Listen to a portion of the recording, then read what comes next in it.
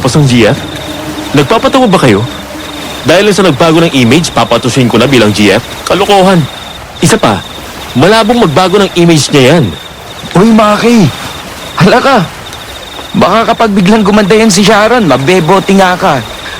Ikaw din, nasa huli ang pagsisisi. Anong pagsisisi ka dyan? Anong masama sa sinabi ko? Ikaw! Sharon? Teka! Lumayo ka nga! Bitiwan mo ang kwelyo, ano ba? Sinusumpa kita! Mula sa gabing to, hindi ka liligaya. Bawat babae makakarelasyon mo, dadanas ng kamalasan habang kapiling ka. Makakatagpo lang sila ng tunay na pag-ibig sa oras na ikay hiwalayan nila. Ang buko! Hindi na kita nais makita pa. Nagsisisi ako pumayag ako sa mungkahin ni na Terra at Jello. Kapag mga teenager pa tayo, may mga bagay tayong nagagawang tipong kung anong pumasok sa utak, tapos tunog masaya, sige lang, sugod. Hindi na natin iniisip ang mga pwedeng maging implikasyon ng mga ginagawa natin. Kami ni Terry ang eksaktong halimbawa ng ganoong kabataan. Dear Aswang Diaries and Madam Venus, pagbati mula sa maputing buhangin ng Boracay. Kasalukuyan akong nandito para magbakasyon at dumalo sa isang wedding anniversary. Isang kasal na masasabi kong hindi naging madali ang pinagdaanan. Ako si Angelo. Jello na lang ang itawag niyo sa akin. Taong 1980 nang aksidente naming galitin ang isang dalaga dahil lang sa gusto naming maging matulungin. Balikan natin ang gabing isinumpa ni Sharon si Maki. Pero iurong natin ng ilang minuto. 4th year college na kami ni Maki noon. Si Terry at Sharon naman ay 2nd year. Panahon ng sem break. Kaya naman umuwi kami sa aming lugar, ang Barangay San Isidro. Isang gabi, nagkayayaan kaming magkasiyahan. Kaya naman pumunta kami sa may tabing dagat para mag-bonfire. Huli akong dumating dahil nalimutan ko kung saan kami magkikita. Uy, teka! Huwag muna kayo mag-umpisa. Sorry, nalate ako. Mali ang napuntahan ko. Doon ako sa may playground na papunta. Ha? Ang sabi ko sa may tabing dagat. Alam mo, magbo-bonfire tayo. At anong gagawin natin dun sa playground? Pasensya na, todits na ako. Umpisa na natin yan. Terry, ikaw bang babalasa o ako? Siyempre ako, hawak ko ng baraha eh. Oh, alam nyo na ha, bunot ang baraha. Kung sino ang may magkaparehong numero at kulay ng baraha, yun ang magtatanungan. Diamond sa heart, club sa spade.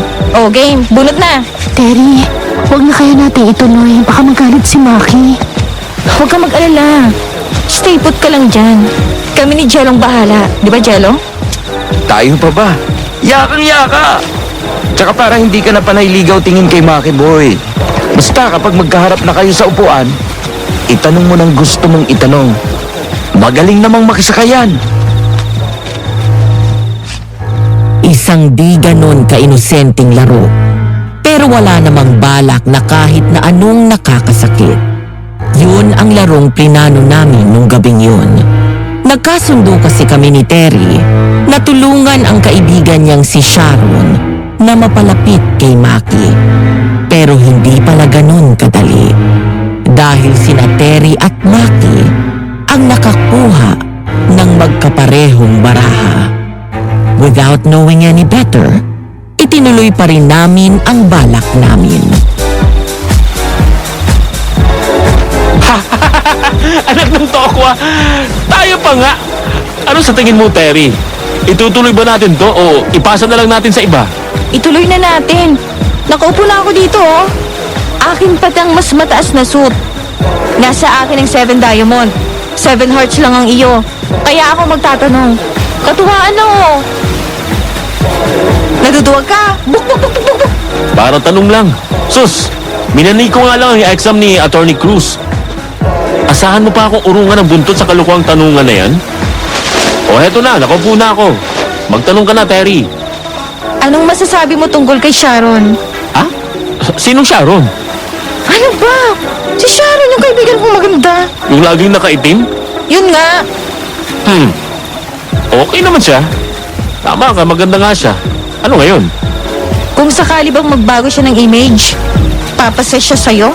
Papasang ano? Girlfriend, Shota! Gia? Nagpapatawa ba kayo?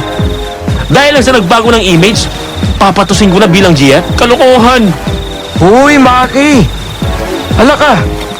Baka kapag biglang gumanda yung si Sharon, mabebuti nga ka. Ikaw din, nasa huli ang pagsisisi. Anong pagsisisi ka dyan? Anong masama sa sinabi ko? Ikaw! Hindi na naituloy pa ni Maki ang sasabihin niya dahil bigla na lang ay nilapitan siya ni Sharon at kinwelyuhan. Nangingilid ang luha ni Sharon habang punong-puno ng puot ang mga mata niya na nakatitig kay Maki. Sabay kami ni Terry na tinawag ang pangalan niya. Sharon? Teka! Lumayo ka nga! Bitiwan mo ang kwelyo ko! Ano ba? Isinusumpa kita mula sa gabing to. Hindi ka liligaya. Bawat babae makakarelasyon mo, dadanas ng kamalasan habang kapiling ka. Makakatagpo lang sila ng tunay na pag-ibig sa oras na ikaw ay hiwalayan nila. Ay! Aray! Ang buhok ko! Hindi na kita nais makita pa. Nagsisisi ako nung pumayag ako sa mungkain ni Terry at Jello. Jello, bahala ka na muna kay Maki. Susundan ko lang si Sharon. Baka mapano yun eh. Sharon, saglit! Hintayin mo ako! Dahil may nagalit na, syempre, nag-ayawan na kami. Malalim na din naman kasi ang gabi. Pinauna na namin ng alis ang ibang kasamahan namin at kami na ni Maki ang pumatay ng bonfire.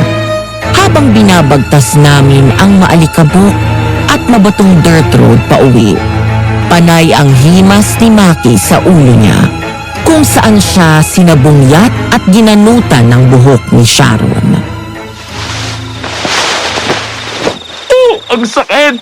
Baka mapalot ako ng tuluyan ito eh. Kung di ka ba naman gunggong at kalahati, bakit mo siya ginanon? Ano bang ginanon? Inano ko ba siya? Nagpapatawa ba kayo? Dahil lang sa nagbago ng image, papatusin ko na bilang GF. Kalokohan! Yun ang sabi mo! Oo, sinabi ko nga yan. At sinagot mo ako ng, Hoy Maki, hala ka!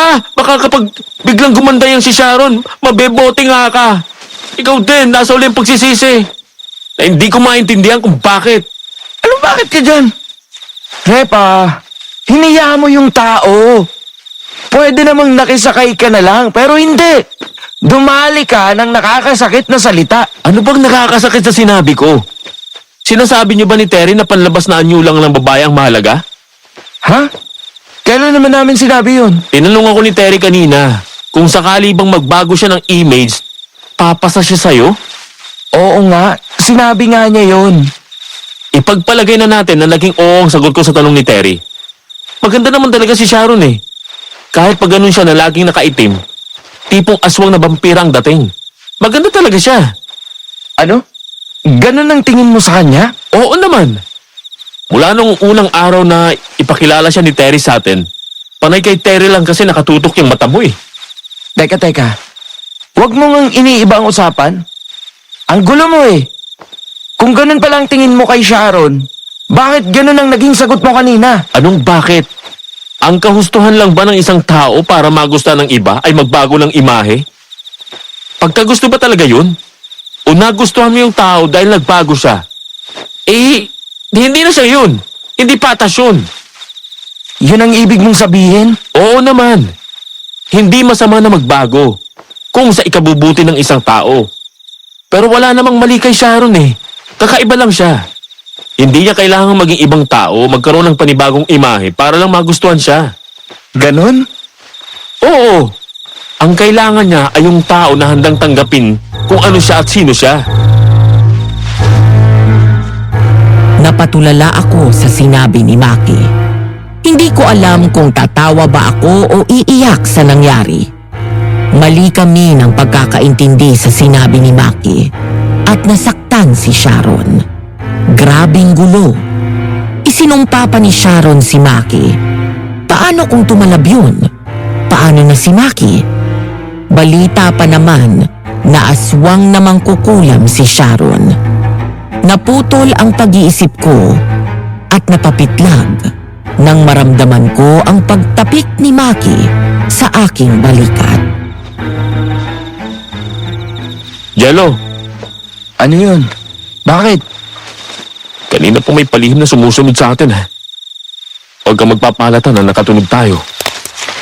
Sino kaya yan? Hindi ko alam. Ang mabuti pa, manakbo na tayo. Baka mamaya, Repa, parang papalapit yung kaluskos. tayo na, Jello. Manakbo na tayo! Ay! Aswang! Biglang may tumalon sa harapan namin na isang nilalang na walang ibang salita upang ilarawan kung hindi aswang. Mahubog ang katawan na may pares ng dibdib katulad ng sa babae at may puwitang mahaba kung saan nakakabit ang 4 na paa. Berde ang katawan nun at may pares ng bias na matutulis. Isa yung dambuhalang praying mantis pero may ulo at hubog ng babae. Akmang susugudi na kami ng aswang nang biglang sumulpot si Mang Crisanto at binatuyon ng boteng may lamang kung anong likido. Di ba pa kayong dalawa? Tayo na, bilis! Abang hindi pa nakakagalawang aswang. Ayun lang ang sasakyan ko. Salamat po, Mang Crisanto.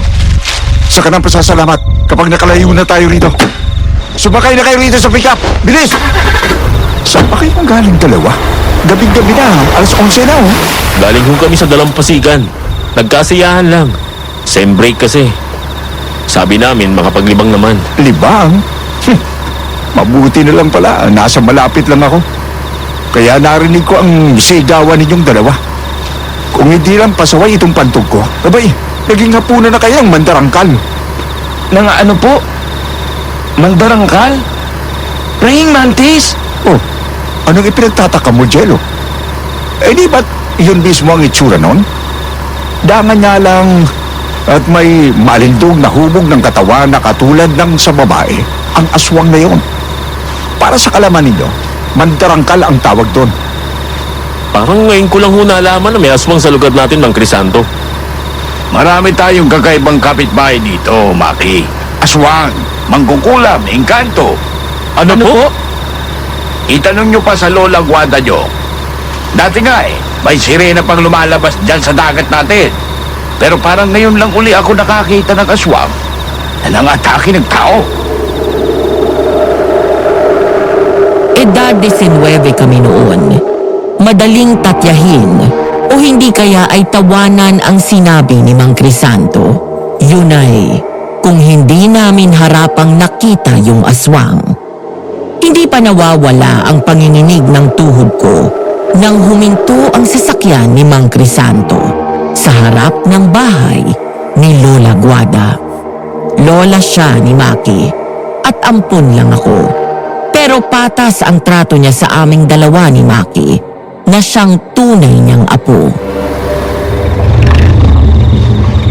Nandito na tayo sa bahay nyo. Yan ang lola Guada nyo. Lucio, butit nakita mong mga yan. Alalang-alala ko. Akala ko kung ano nang nangyari. Muntik na nga eh. Butit narinig ko ang hiyawan ng mga yan eh. Abay, bakit? Anyari sa mga inikita na yan? Napagkatuwa ng badarangkal ang mga yan. Ay, Diyos ko po. Nakilala mo ba kung sino? Unang beses kong malaman na may darangkal pala dito sa lugar natin. Sa tingin ko'y dayo yun.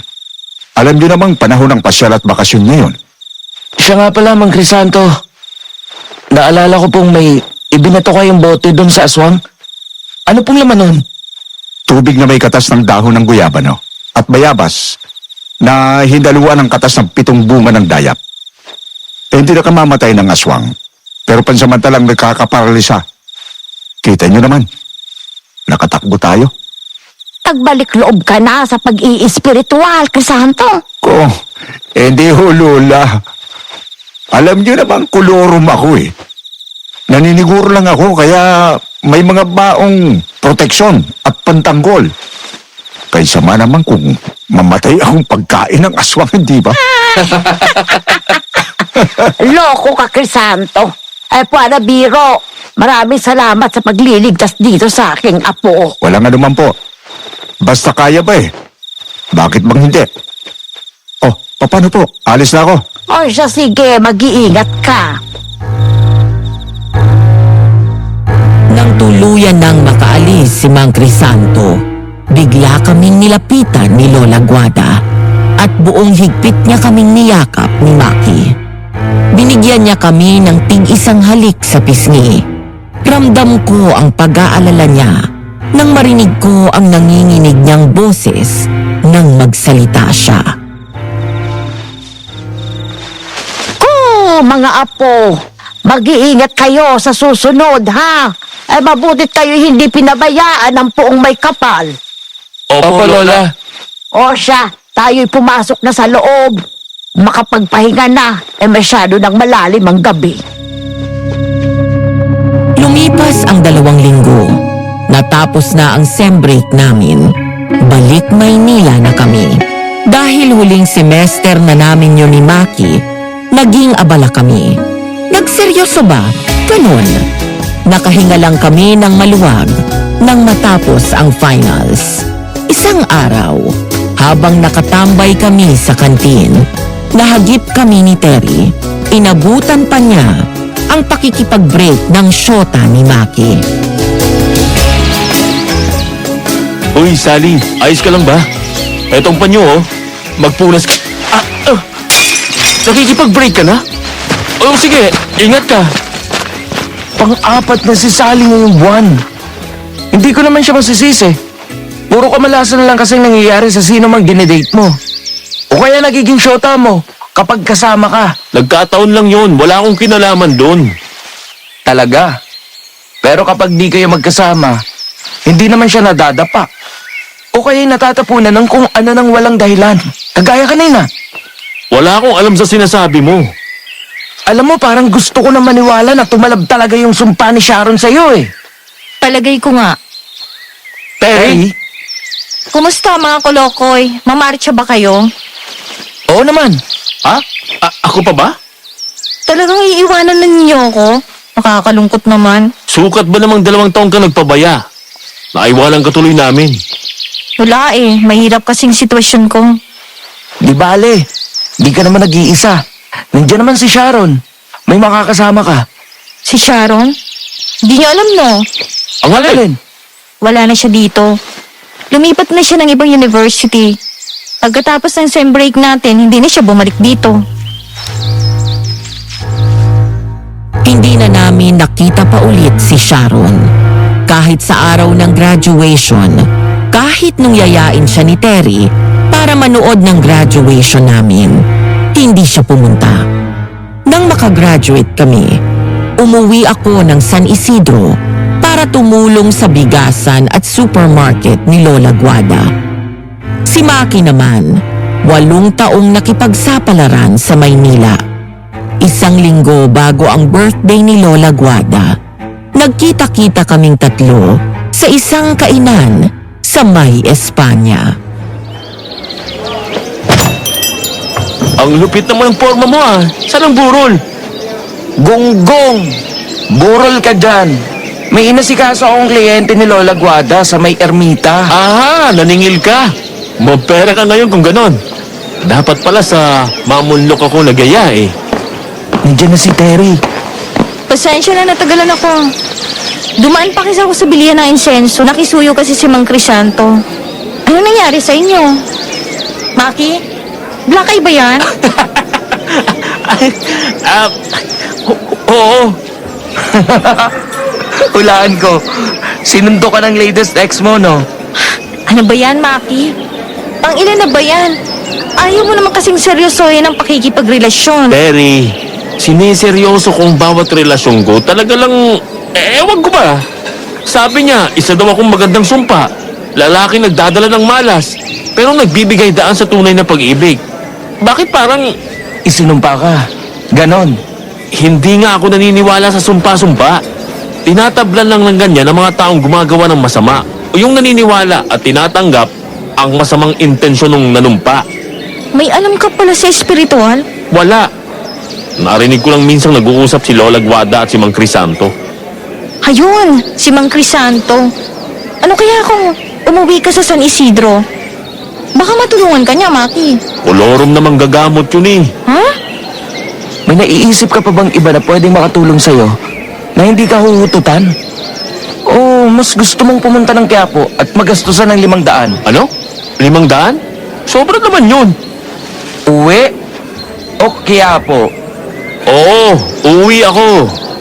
Sumabay ka na sa amin ni Terry. Nasa San Isidro na din si Terry? Oo, mag-aanim na taon na. Assistant ako ni Mang Lucio. Mananahi ka na ngayon? Tapos ka ng commerce, di ba?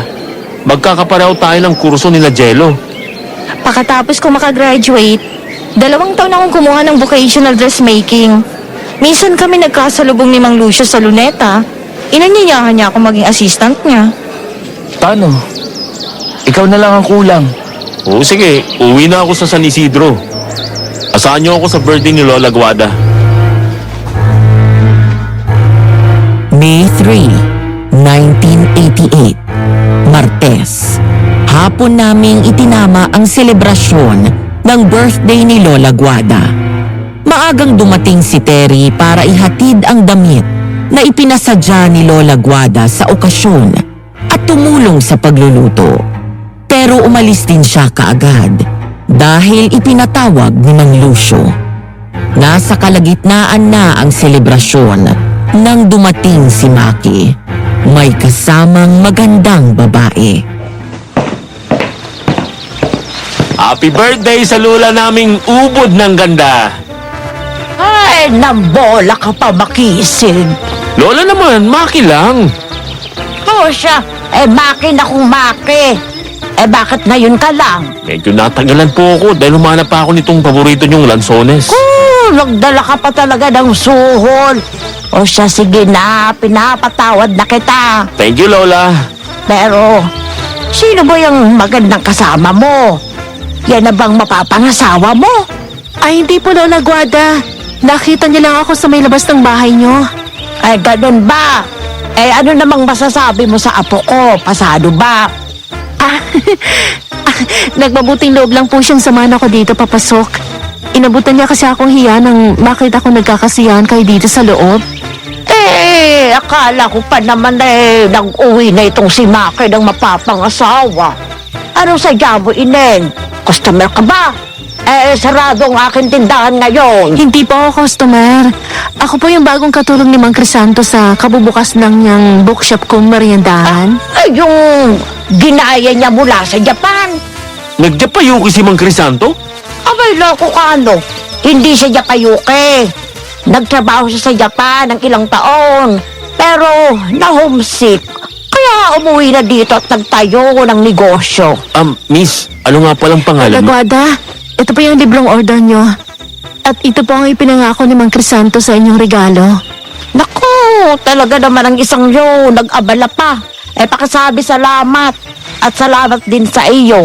Ang mabuti may kumain ka na muna. Ay, hindi na po. Marami pa akong gagawin. Alis na po ako. Teka, miss, anong pangalan mo? Aray! Ay, sorry. Naapakan kita.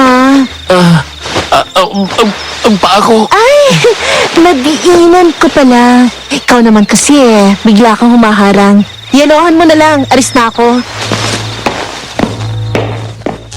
Sinundan na lamang namin ng tingin ang papalayong likod ni Sharon. Nang lumagapak pasara ang screen ng pintuan, lumapit ng paika-ika si Maki sa amin. Si Lola Guada naman ay panay na ang hagik-hik. Ay, umalis na siya. Hindi ko malang naitanong kung anong pangalan niya. Mukhang hindi ka gusto na katawang ni Crisanto sa tindahan niya. Aksidente naman po yung Lola. Hindi niya sinasadya. Talaga lang ha, parang may gigil eh. Hindi naman. Kasalanan ko din kasi. Tama naman siya, aharang-harang ako. Tingin ko, Repa, may galit sa'yo. Iba na lang ang gustuin mo. Jello, samahan mo ako bukas kina Mang Crisanto. Gusto ko siya makilala. Aba, nalinti ka ng isang to. Mukhang hindi narinig ang mga sinabi natin. At kinabukasan nga, matapos kaming makapagpananghalian, tumayo kami sa bookstore ni Mang Crisanto. Dumaan muna kami kay Mang Lucio para abutan siya ng handa at ipaabot ang pasasalamat ni Lola Guada sa magandang pagkakatahi ng kanyang damit. Tapos nun, lumarga na kami kina Mang Crisanto. Habang papunta kami ni Maki doon, natripan ko na biruin siya.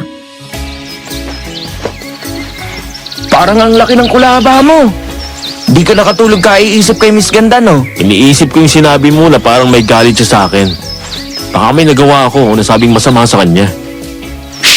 Shete, di nga. Tinamaan ka na talaga kay Ganda? Di ko pa masabi pero hindi ko itatanggi na interesado ako sa kanya. At gusto ko siyang makilala. Eh paano kung magaya din siya sa ibang mga ex mo? Na yung susunod na lalaki na makikilala niya pagkatapos niyang makipagkala sa'yo, ang makatuluyan niya. Kapag ganun pa din ang nangyari, magpapakatandang binata na lang ako. O kaya magpapari. Ilang minuto pa at nakarating na kami sa bagong bukas na pwesto ni Mang Crisanto. Patuloy kami ni Maki sa pag-uusap.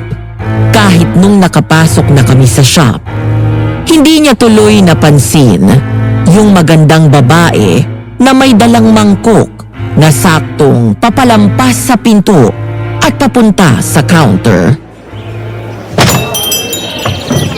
Basta sa ngayon, gusto ko lang malaman ang pangalan niya. Teka, Maki. Ha? Bakit? Ay! Aw! Ang init! Anong nangyari? Naku, huwag niyo po siyang pagalitan. Wala pong kasalanan ng katulong niyo. Ako pong bumangga sa kanya eh. Katulong? Sinong katulong? Siya po. Hindi po ba't katulong niyo siya? Hindi siya katulong dito. Inaanak ko yan, si Sharon. Sharon? Hindi namin siya nakilala dahil mula doon sa babaeng palaging itim ang suot na puro itim din ang makeup, maging ang gamit na lipstick at kulay sa kuko ay itim din. Ang babaeng kaharap namin ng mga sandaling yun ay malayong malayo sa Sharon na nakasanayan namin noong college. Sabi po kasi niya sa amin kahapon siya ang bagong katulong niyo dito sa shop niyo. Tinawag niyo pa kayong Mang Crisanto. Totoo naman yun eh. Tinutulungan ko si Ninong dito sa shop. Tumabi ka nga pwede. Doon ka sa may counter. Kita mo na nagdalampasa ako, hahara-hara ka dyan. Tulungan na kita. Sorry. Hindi ko sinasadya pasiki yung face. Oh, talaga naman? Pwede ba? Maupo ka na lang. Huwag mo nagdagdagan pang nababasag. Sharon, nandito na ako. At ayun, buti na dito kayong dalawa. Tulungan niyo nga kami ni Sharon na mag-ayos ng bodega ni Mang Crisanto. Salamat sa tulong, Terry. Pero wala ka pang pasok kay Lucio. Si Mang Lucio nga po may pakana nitong pag-ayos ng bodega niyo eh, Mang Crisanto. Abay, bakit daw? At bakit ikaw ang pinadala rito? Lalaki dapat. Kaya nga po saktong nandito si Maki at Jello. At sa tanong niyo po, sabi ni Mang Lucio may hinahanap daw po siyang libro. Kung mag-aayok daw po siya na ipaayos ang bodega niyo, sigurado daw napapayag kayo. Tuso talaga ang lalaking yon. Sige, pahig akong magalaw ang bodega ko. Pero huwag kayong magbubuhat ni Sharon, ha? Ninong, sigurado po ba kayo na patutulungin niyo sila? Baka si Jello pwede pa, pero isang to, ewan ko. Kita niyo naman, di pa nagtatagal sa loob nitong shop na kailang basag na. Sharon? Oo, alam ko na. Butit may tumutulong. Tayo na, doon tayo sa itaas. Yung ate kang sibling bodega nitong shop. Pagdating namin sa tinatawag niyang attic, sinalubong kami ng amoy ng lumang libro at alikabok na parang galing pa sa buhangin na nilakara ni Magellan. Ito namang si Maki, Hindi nakapagpigil magkomento. Nalimutan yatang kaya kami pumayag tumulong ay para makita ni Sharon na mabuti siyang tao.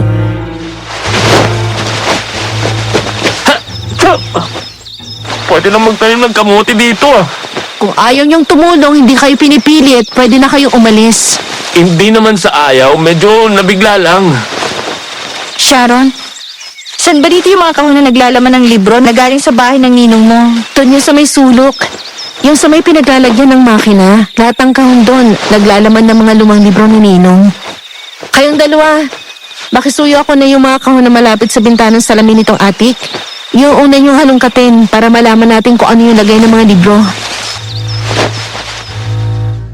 Agad naman naming ginawa ni Maki ang sinabi ni Sharon.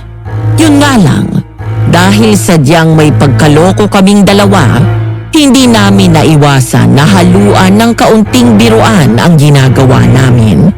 Panay ang tawa namin nang bigla kaming ginulat ng bumagsak na kahon na pansamantala naming inilagay sa tabi ng bukas na bintana. Anong ginawa niyo? Pinapahanginan natin ang mga yan para matuyo. Pinatumba niyo naman. May iba pang naghiwa-hiwalay na. Sorry, nadali ko yata. Ayusin niyo na lang ulit. Pakihiwalay na lang yung mga librong nakalas. Ilagay niyo doon sa mesa. Kukuha lang ako ng scotch tape para mapagdikit-dikit uli mga yan. Tama na mo ng biroan niyo, ginabi na tayo oh. Talagang si Sharon yun ano? Yung tropa ni Terry? Oo, siya nga. Talagang galit sa akin si Sharon ano? Hindi man lang niya banggitin ang pangalan ko. Tapos kapag kinakausap tayo, hindi ako tinitingnan. Hindi mo naman siya masisisi, Repa. Hindi magandang naging impression niya sa'yo matapos ng gabi yun sa dagat. Gusto ko siyang kausapin, Jello. Magkalinawan man lang. Nung tinignan ko si Maki, larawan siya ng tuta na nakababa ang tenga. Yung tipong malungkot na alaga dahil ayaw pansinin ng amo. Bibiruin ko sana siya tungkol doon nang biglang... Yes! Nya! Anong problema niyong dalawa? Bakit kayo sumigaw? Bigla kang sumigaw eh. Nasaan si Sharon? Sasabihin kong nakita ko na yung ipinapahanap ni Mang Lucio. Bumaba. Kukuha daw ng tape para dito sa mga nakalas na libro. Yan na lang bang mga gagawin nyo? Hindi, madami pa. Panay kasing biruan nyo ni Maki eh. Naririnig ko na panay yung tawanan nyo. Ayan, tuloy gabi na. Pero hindi pa tapos ang mga gawain nyo. Ang mabuti pa, ayusin na ninyo yung nakakalat. Tapos bumalik na lang tayo bukas. Sige ba? Magandang ideya yan. Hindi naman halatang sayang-saya ka eh, no? Tere naman. Una na ako sa baba. Sasabihin ko kay Sharon ang plano natin. Isara na ninyo ang mga bintana, tapos sumunod na kayo. Sabay-sabay na tayong umalis. Pero nung sasarhan na namin ang mga bintana, biglang nagdilim. Natandaan kong may flashlight sa mesa na nasa may sulok ng atik. Kaya dahan-dahan kong pinuntahan yon habang nangangapa ako sa dilim. Pero bago ko pa nakuha ang flashlight, napalingon ako nang narinig ko ang boses ni Maki. Anong nangyari? Bakit nagdilim dito sa kwarto? Siyempre, brownout. Anong klaseng tanong yan? Bakit may liwanag akong nakikita sa poste? Ha? Oo nga no. Maki, parang may tao sa sanga ng puno. Saan? Aling sanga? Ayan o. Yung nakayungyong, malapit sa salaming bintana. Inang ko po. Ayan na, lumapit na. Jello, malakbo na tayo! Delikado tayo! Sa pagmamadali naming makaalis, nagsalabid ang mga paa namin ni Maki at tuluyan kaming nadapa sa lapag. Pagapang kaming pumunta sa pinto. Pero nung makakalabas na kami, nakarinig kami ng lagabog, kasunod ng ungol na animoy humahagikik. Kinakabahan kaming napalingon at tuluyang napahiyaw sa aming nakita. Sa pag-aakalang katapusan na namin, Napapikit kami habang humihiyaw. Hinintay na lang namin ang paglapa sa amin ng aswang. Pero hindi yun dumating. Aswang!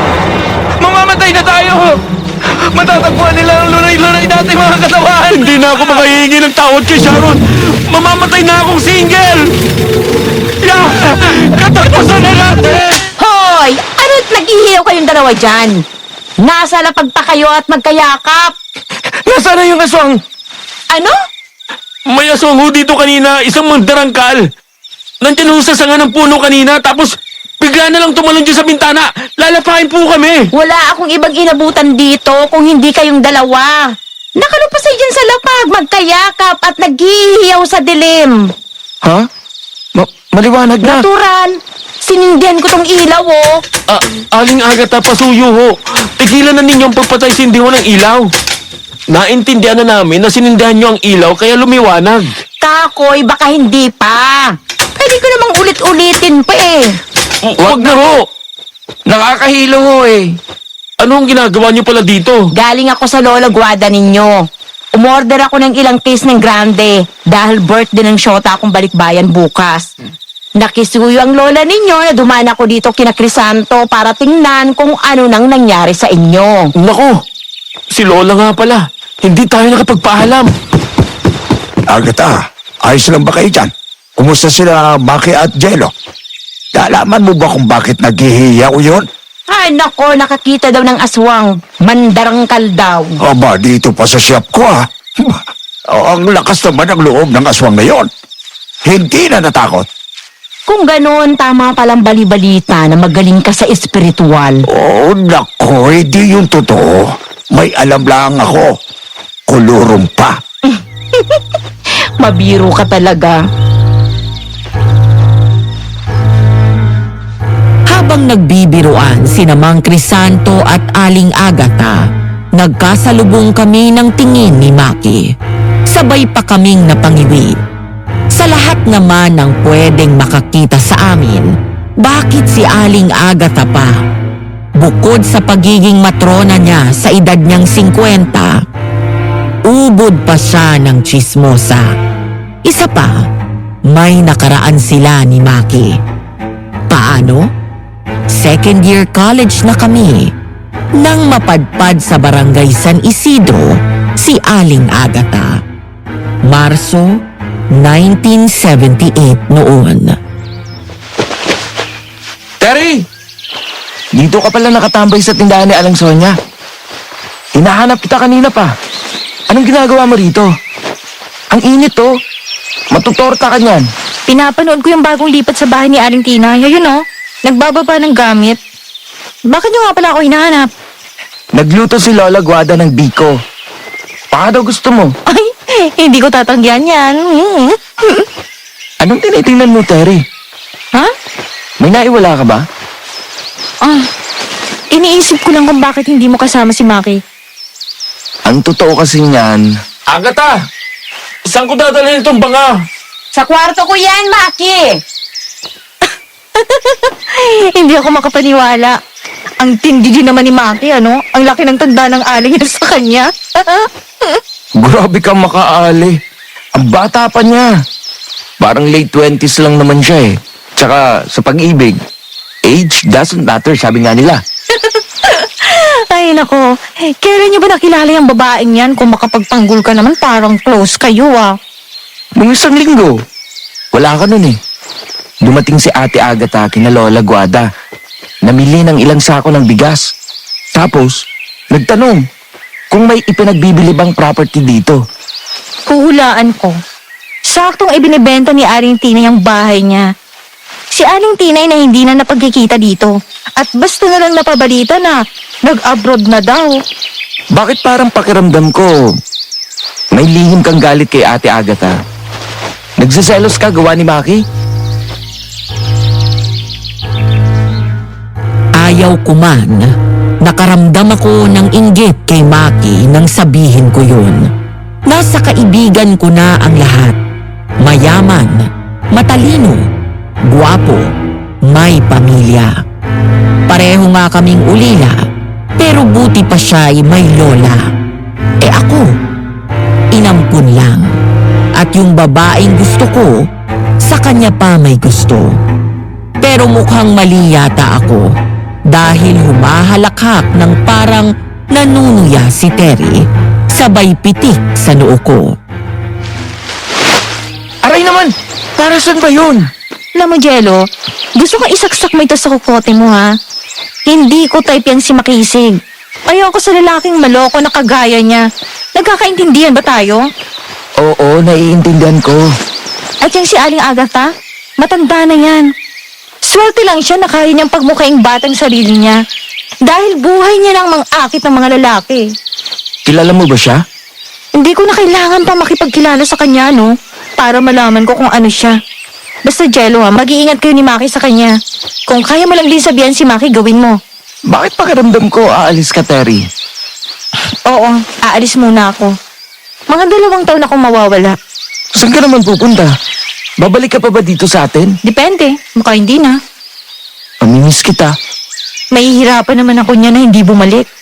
Pues, hindi ko babawiin ang sinabi ko. Para makonsensya ka at mapilitan kang bumalik. Lumipas ang 2 taon at nag-1980 na. Humaling pa din si Maki kay Aling Agatha. Na nooy, Ate Agatha pa ang tawag namin. Dahil buong akala naming dalawa, malapit lang ang pagitan ng mga edad namin. Hanggang sa isang araw, kinausap ako ni Lola Guada. Nag-aalala na siya para kay Maki. Bihira na din kasi namin siyang makita sa bahay. Umuuwi lang siya para matulog, kumain at maligo. Maki! Jello! Kayo na ba yan? Ako lang po ito, Lola Guada. Mano po? Pagpalain ka ng Diyos, iho. Nasan si Maki? Ano po? Nakinaagatan na naman. Ako'y nag-aalala na sa isang yun. Mas matagal pa siya doon kaysa dito sa sarili nating bahay. Sinasabihan ko naman po siya, Lola. Talaga lang pong hindi nakikinig. Makisuyo na nga ako sa'yo, Jello. Sundiin mo na nga siya. Dalhin mo itong niluto kong adobo. Gawin mong palusot kay Agatha. Sabihin mo, ipinabibigay ko. Sikapin mong maisama na siya pabalik. At ganun nga ang ginawa ko, Madam Venus. Bit-bit ko ang special adobo ni Lola Guada na talaga namang namamango dahil sa dami ng bawang. Papalubog na ang araw nang makasapit ako kina Aling Agatha. Nakailang katok na ako pero walang sumasagot. Kaya kinapalan ko na ang mukha ko at pumasok na ako sa loob ng bahay niya. Tao po! Ate Agatha? Pumasok na po ako! Huh? Nasa kusina kaya siya? Parang doon ang galing yung mga kaluskos eh. Ate Agatha? May padala pong adobo si Lola! Ay! Huh? Naku! Natapon yung adobo! Shhh! Jello, huwag kang maingay! Bakit tayo nagtatago? Anong problema? May ipapakita ako sa'yo ha. Tapos, manakbo na tayo palabas dito. Yung ibang detalye. Saka ko na ikakwento sa'yo. Basta, tingnan mo na muna to. Patalungko kaming naglakad sa likod ng mga naglalakihang banga ni Aling Agatha. Hanggang sa nakarating kami sa kusina. Tahimik kaming sumilip sa maliit na siwang ng isang divider. At tumambad sa amin ang isang kakaibang senaryo. Si Aling Agatha nanginginain ng kung anong hilaw na karne sa plato. Walang kahit anong kolorete. Kitang-kita ang mga pelekis sa mukha niya. At mukha siyang mas matanda sa nakasanayan naming itsura niya. Ilan mo yung kinakain niya? May dugo-dugo pa. Masusuka yata ako. Pigilan mo yan. Tayo na. Umalis na tayo dito. Ano nga mo yun? Ang baho! Sinong nagbato ng mabaho sa bahay ko? Maki! Anong ginagawa mo? Anong amoy yun? Nakakasuka! Teka na, mapuntahan na. Sinong nagkalat ng lintik na adobo dito sa sahig? Ang baho ng bahay ko! Baho! Ba't sila tayo? Dito na tayo sa backdoor lumabas. Habang nagwawala si Aling Agatha dahil sa tumapon na adobo sa sahig niya, pumuslit kami ni Maki sa likod bahay niya gamit ang pintuan sa kusina. Pagkatapos ay kumaripas kami ng takbo palayo sa bahay ni Aling Agatha dahil alam naming mag-aalala si Lola kung makitang tarantang-taranta kami. Napagdesisyonan naming dalawa na gamitin ang mahabang daan pauwi para kumalma kami. Habang naglalakad, ikinuwento ni Maki sa akin kung anong nangyayari. Nagtang ko. Ginabi na pala tayo. Madilim na. Dito pa tayo sa daang malayo na padpad. Pauwi na din naman tayo eh. Nag-detour lang tayo para hindi makita ni Lola na para tayo mga timang na takot na takot. Ano ba yung nakita natin? At bakit ka nagtatago kanina? Jello, sa tingin ko, nagkamali ako na lang din si ate. Aling Agatha. Aling Agatha na ngayon at hindi na ate. Anong nangyari? Tama kayo na babala ni Terry sa akin. Hindi totoo ang akala kong konti lang ang tanda niya sa akin. 40 na siya, Jello. Ha? Ganito kasi. Ayon kay Maki, pumunta siya kay Aling Agatha kagaya ng nakasanayan na niya. Nadatnan niya na abala si Aling Agatha sa kusina. Kaya napagdesisyonan niya na manatili sa salas at gumawa muna ng assignments. Kaso mo naman, nung nakaupo na siya sa sofa, may kahon siyang inabutan doon. Dala ng kuryosidad, binuksan niya yon at inurirat. Agatha, nandito na ako. Nasaan ka? Nandito lang ako sa may kusina. May inaasikaso lang ako saglit. Relax ka lang muna dyan. Oo, sige. Gagawa na lang muna ako ng assignments ko. Ha? May kahon? Ano kaya to? Baka sorpresa sa akin ni Agatha. Ang sweet niya naman. Masilip nga. Tapos magkukunwari na lang ako mamaya na hindi ko pa alam. Tama si Maki. Naglalaman ng sorpresa yung kahon. Pero hindi yung uri ng sorpresa na nakakapagpasaya, kundi yung uri na magbibigay ng pagkabigla. Anong mga to? Bakit ang daming larawan ng mga lalaki? At birth certificate? Saglit lang ha, Maki. Oo, ayos lang ako dito. Kung ganun, 40 na si Agatha. Papasa na siyang airmats ko. Teka nga, mapunta na nga siya sa kusina. Kakausapin ko siya tungkol dito. Ha? Anong ingay yun? Si Agatha bang malakas ngumuya na yun? Nasa ganong sitwasyon si Maki nung dumating ako na may daladalang adobo. Sabi niya, kaya niya ako pinigilang mag-ingay ay dahil sa hindi niya alam kung anong magiging reaksyon ni Agatha kung sakaling bigla akong makita na nandun. Idagdag pa yung pagkagalit niya ng sobra dahil sa natapong adobo sa sahig ng bahay niya. At yun ang mga nangyari na naging dahilan kung bakit naglalakad kami pauwi sa dirt road. Tapos nung sumilip ako ng dahan-dahan, nakita ko si Agatha.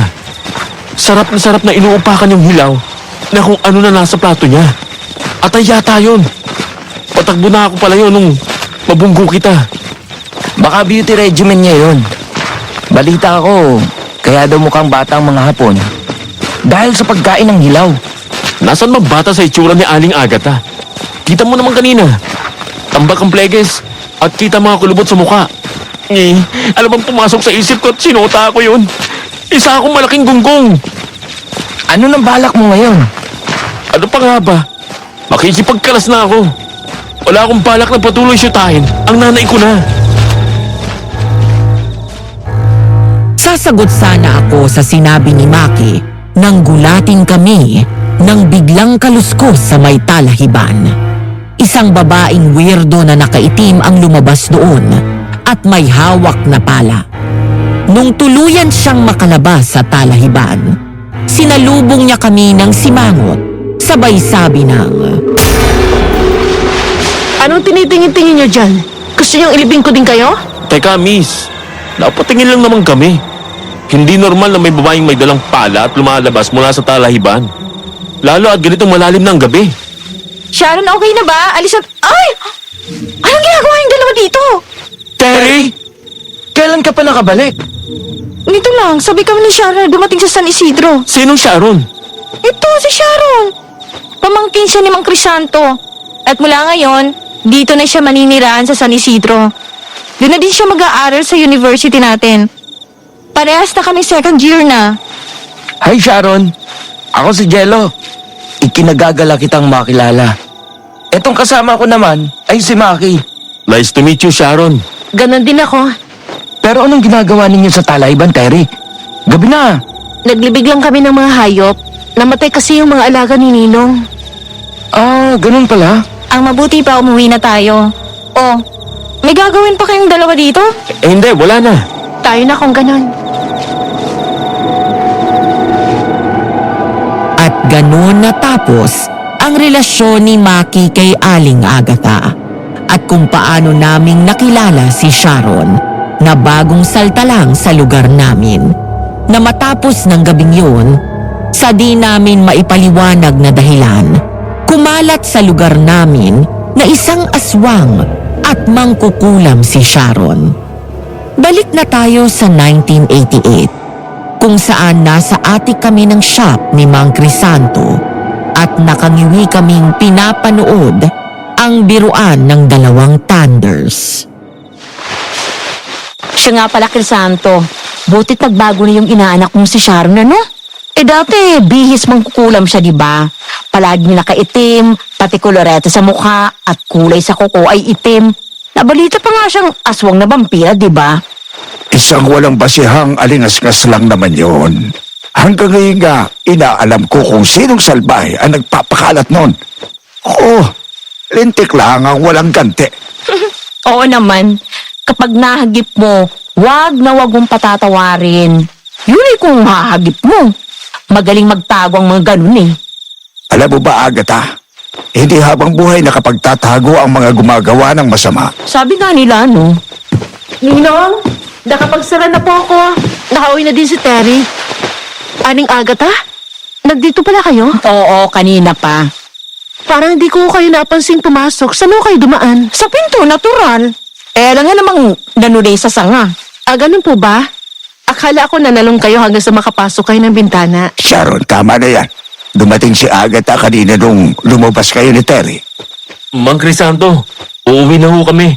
Babalik na lang ho kami bukas para tumulong ulit dito sa pag-aayos ng atik nyo. Sige, sabay-sabay na tayo. Magkaiba ang daan nyo, Ani Agatha. Ako na lang maghahatid sa kanila. Sharon, pinakailangan. Kaya naman namin. Ka nang kumontra. Ano ka ba? Huwag ka nang kumontra. Ayaw mo nun? Makakausap mo siya. Babae no? Paano siya pabalik? Naririnig ko kayong dalawa. Pasensya na. Nag-aalala lang ako. Si Sharon? Hindi nyo kailangan alalahanin ang batang yan. Kaya niya ang sarili niya. Ang dapat yung alalahanin ay yung taong gagalit sa kanya. Pwede mapagpatawad yan. At kagaya nga ng sabi ni Ninong, kaya kong sarili ko. Kaya tayo na. Sumabay sa amin sa paglaba si Aling Agatha at nakita naming may dala pala siyang sasakyan. Inalok niya kaming ihatid, pero pasimple kaming sinenyasan ni Sharon na tanggihan namin ang alok niya. Kaya ganon ang ginawa namin. Nung makalayo na si Aling Agatha, nag-umpisa na kaming maglakad pa uwi. Sharon, sa tingin ko, ayos na kami. Nag-aalala lang ako sa'yo. Mag-isa kang babalik at... Katabi lang ng bahay niyo ang bahay na tinutuluyan ni Terry. Sa kanya ako makikituloy ngayong gabi. Ayos na ba? Naibsan na ba ang pag-aalala mo? Oo, salamat. Ang totoo niyan, kaya ako kayo sinabayan pa uwi. Dahil may naramdaman akong kakaiba kanina nung bumalik ako. O mas tama na may nakita akong iba sa mga aura niya ni Jello. Aura? Nakakakita ka ng aura? Bukas ang third eye ko. Pero hindi kasing lakas ng iba. Gustuin ko mang sarahan, hindi ko magawa. Hindi ko mapasunod. Nakakakita ka ng multo ganon? Nakakaramdam ako. Makakita man ako ng kakaiba, aura lang. At hindi yun mismong anyo ng nilalang. Ano namang kinalaman ng kakaiba sa aura namin sa pag-amin mo na ito? Nagkaroon kayo ng malapitang engkwentro sa aswang kanina. Tama ka. Nangyari nga yun kanina. May mandarangkal na pumasok sa atik kanina. Muntik na kaming lapain ng aswang kanina. Sabihin nyo nga sa akin, pang ilang beses nyo na nakikita ang aswang ngayon? Pangalawang beses na yung kanina sa atik. Ang una naming engkwentro dun sa aswang ay nung gabing nagbunot ang baraha tayo. Hindi ko na ikikwento sa'yo, Jello, pero... Bago pa nagalit sa akin si Sharon dahil sa bunotang baraha, 2 beses na akong muntik ka maging hapunan ng aswang. Gusto ko marinig ang mga detalye ng karanasan mo niyang bukas. Pwede ka ba? Oo, sige. Magkita tayo. Saan mo gusto?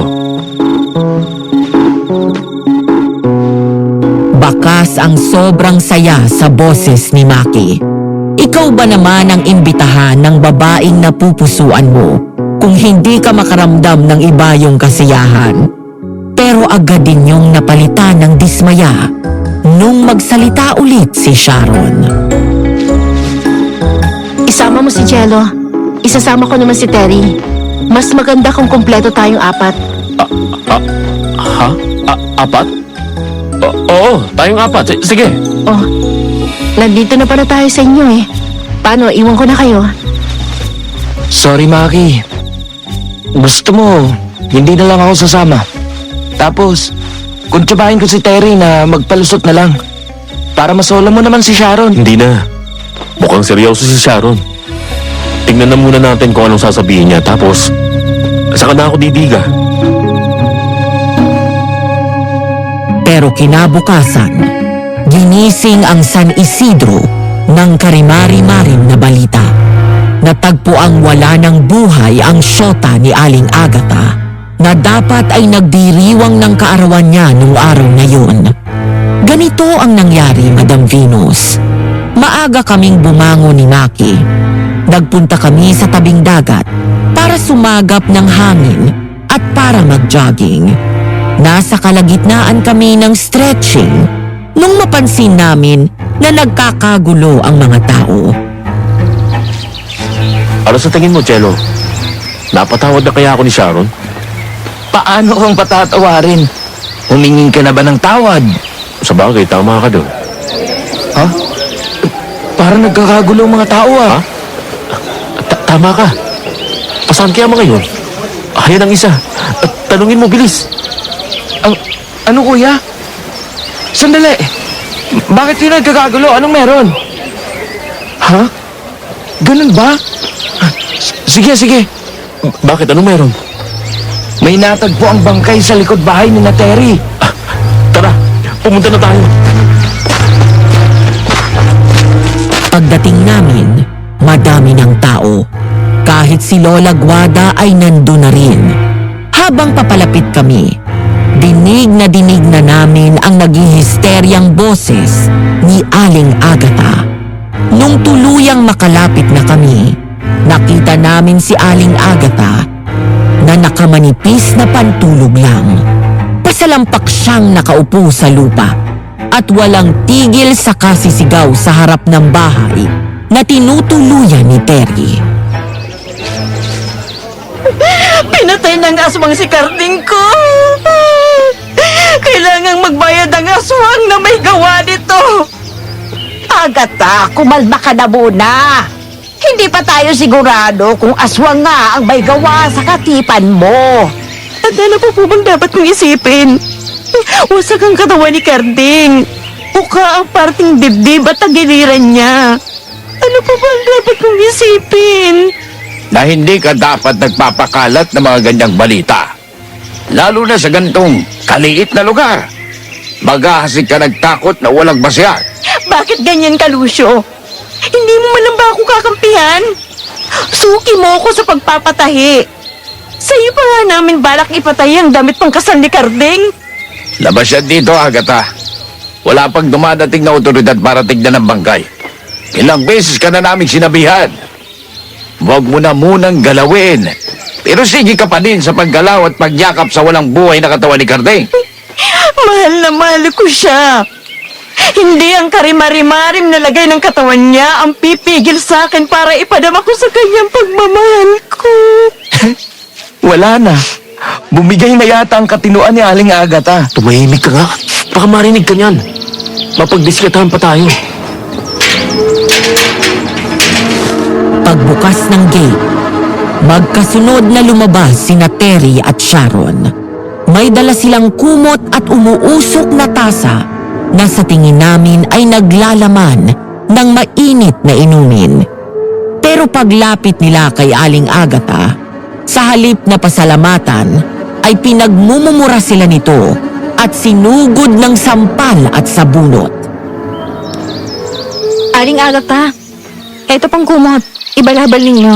May kanipisan po ang suot niyo. At heto po ang isang tasa ng mainit na salabat. Mainam na pampainit po ng katawan yan. Aling Agatha! Alam ko kayo ng kaibigan mo may gawa nito. Mga impakta! Bitiwan yung buhok ko! Mga linti kayo? Alam kong isa sa inyo ang pumatay kay Karding ko. O baka nga pinagtulungan niyo pa siyang lapain? Wala kami alam sa sinasabi niyo. Aray ko. Tama na, Aling Agatha! Bakit? Apo! Tumigil ka na, Aling Agatha! Nakakasakit ka na! Maki, naniniwala ka sa akin, di ba? Naiintindihan mo ko. Naiintindihan ko po na masakit mawala ng minamahal. Pero hindi po ibig sabihin nun, may karapatan na kayong malakit ng kapwa nyo. Lalong di tama na mambintang kayo. Pagkatapos nun, binitawan ni Aling Agatha ang pagkakasabunot niya kay Terry. Pumalahaw siya ng matindi at parang nauupos na kandila siyang muling napaupo sa lapag. Sa pagkakataong yun, dinamayan na siya ng mga manang na nakikiusyoso sa gulo at inakay na siya palayo. Pagdating ng hapon, itinuloy pa din namin ang pagkikita sa dalampasigan. Sige, ikwento mo na sa amin ang nangyari sa'yo. Yung tungkol sa panggugulo sa'yo ng aswang. Hindi man lang ba natin pag-uusapan ang nangyari kaninang umaga? Bakit pa? Anong silbi nun? Anong ibig mong sabihin na anong silbi? Pinagbibintangan kayo ni Aling Agatha na kayong dalawa ni Terry ang aswang na lumapa dun sa lover boy niya. Wala ba kayong gagawin? Hanggang bintang lang naman ang magagawa ng isang yun. Naniniwala kami ni Sharon na kapag hindi siya nagtigil, siya mismong sasabotahe sa sarili niya. Sa ngayon, mas mahalaga na maayos muna natin ang nangyayari kay Maki. Bago ang lahat, gusto ko munang humingi ng tawad kay Sharon. Sa akin? Bakit? Para saan? 8 taong nakalilipas. Tandaan mo pa ba? Dito sa dalampasigan na to, sa break natin, nagkaroon ng bunotang baraha. Nagbitaw ako ng mga salitang nakasakit sa'yo. Humingi ako ng tawad. Hindi ko talaga layo nasaktan ang kalooban mo. Ayos na sa akin yun. Naipaliwanag na din ni Terry tungkol dun. Kahit si Jello ay sinabi na din sa akin kung anong ibig mong sabihin. Mabuti naman. Kung ganon, baka pwede namang hingin ko na sa'yo na bawiin mo ng sumpa mo sa akin. Yun ba? Naniwala ka talaga dun? Kapani-paniwala naman, tsaka ang dami kaya nung buhok na binunot mo sa akin. Huwag kang mag-alala. Walang talab yun. Wala kang dapat ipag-alala. Ngayon nagkapatawaran na kayo, baka naman pwedeng ibahagi mo na sa amin yung sinabi mong inkwentro mo sa aswang. Oo, sige. Ang unang inkwentro ko ay nung nagkabulutong tubig si Jello. Second year college na kami nun. Ah, oo. Naiwan ako dito. At sumunod na lang sa iyo pagaling ko. ganito ang nangyari. Inabot si Maki ng closing ng library dahil sa ginagawang assignment. Paglabas niya, madalang na ang tao. Mga poste na lang ang nagsisilbing tanglaw sa madilim na daan ng campus. Medyo malayo pa siya sa dorms nung makaramdam siya na parang may sumusunod sa kanya. Kaya kinapa niya ang Swiss knife niya sa bag at binuksan yun bago siya huminto sa paglalakad. Sinong nandyan? Hindi ka nakakatawa. Kung mantitrip ka, iba na lang. Wala ako sa mood makipagbiruan. Ito na lang ang matatanggap kong babala. Kapag ako, hindi mo pa tinigilan, pasensyahan na lang. Ano yun? Ungol ba yun? Parang bumibilis ang paggalaw ah. Baka ligaw na hayop. Pero hindi ligaw na hayop ang lumabas mula sa talahib, kundi isang nilalang na animoy halimaw na pinaghalong babae at insekto. Dahil sa takot, ay natumba pa upo si Maki. Para namang natuwa ang nilalang sa nakita. Sinugod nun si Maki at kinubabawan. Gumuhit sa katahimikan ng campus ang hiyaw ni Maki. Halimaw! Tulungan niyo ako! May halimaw dito! Ah! Kakainin na ako! Ah! Ah! Hoy! Anong nangyayari sa'yo? Nakatira ka ba? Nasaan na yung halimaw? Sa tagal kong namumulot ng basura dito, wala ba akong nakitang halimaw? O di kaya'y multo? Pero totoo pong sinasabi ko. May nakakubaba po na halimaw sa akin kanina. Ang mabuti pa, tumayo ka na dyan.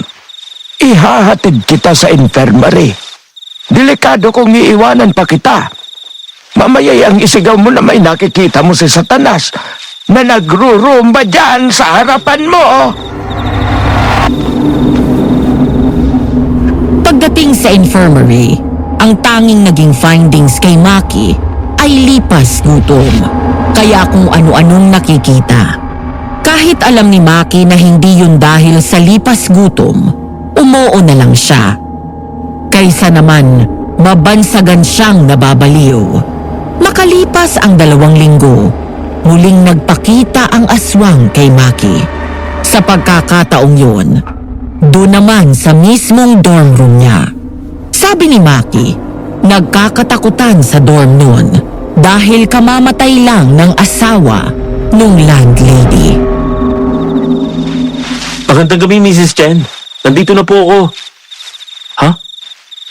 Bakit po parang iilan lang yata kami nandito? Sila takot. Akin asawa multo daw dito.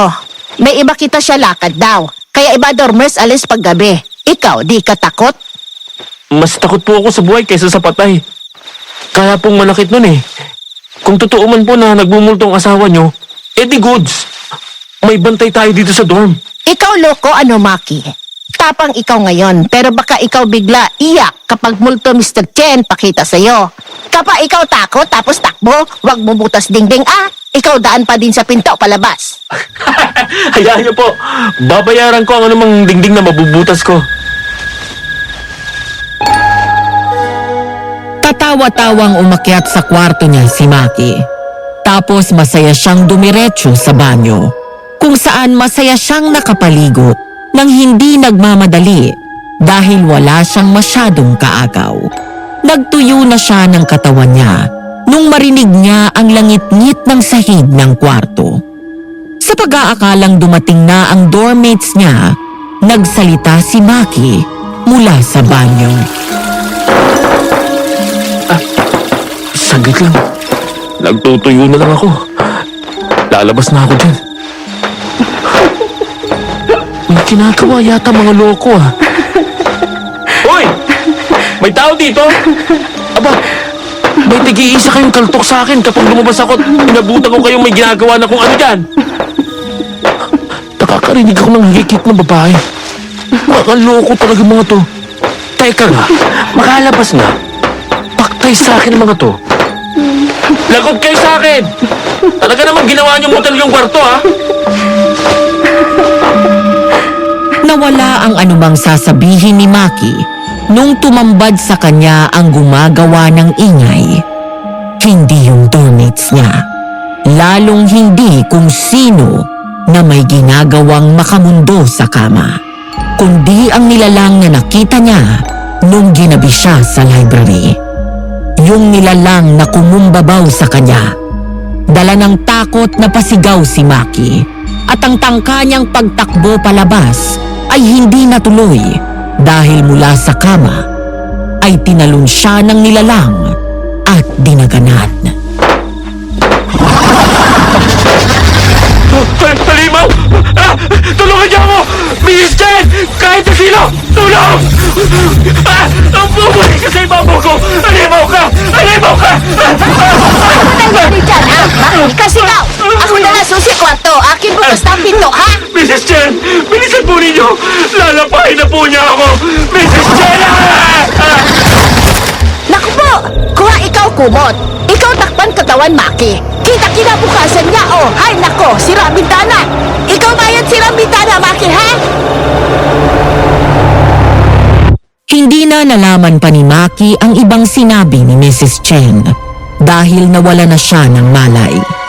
Ikaw ba naman ang bigyan ng tig-isang suntok sa muka at sikmura ng isang mandarangkal? Ewan ko na lang kung hindi ka panawan ng ulirat. Nung tinapos ni Maki ang pagkukwento niya, pulang-pula ang tenga at mukha niya. Sandaling namayani ang katahimikan sa pagitan naming apat.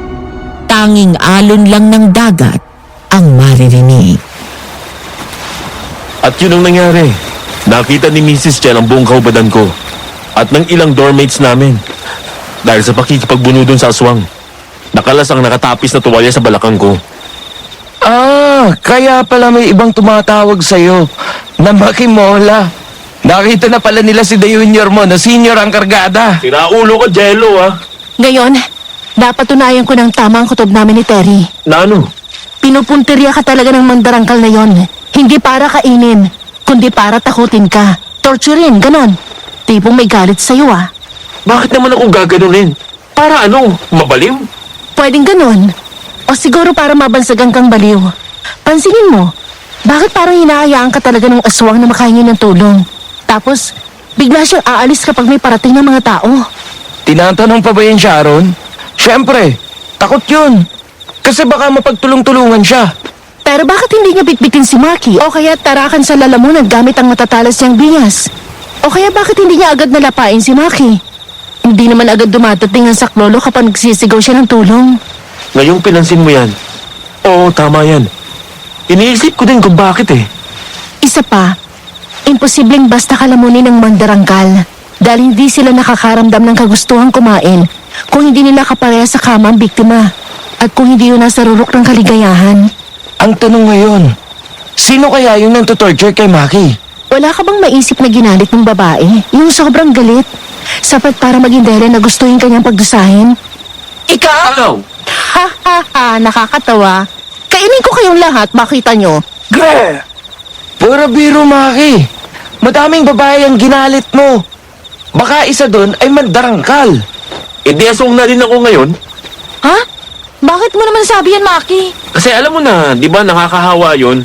Lalo na kapag... Sige na naman, Terry, wag mo akong hayaan na sabihin pa. Hindi nga, Maki. Siyamay ka talaga. Ikinama mo lahat ng naging syota mo. Teka. Hindi naman sa ipinagtatanggol ko siya, pero...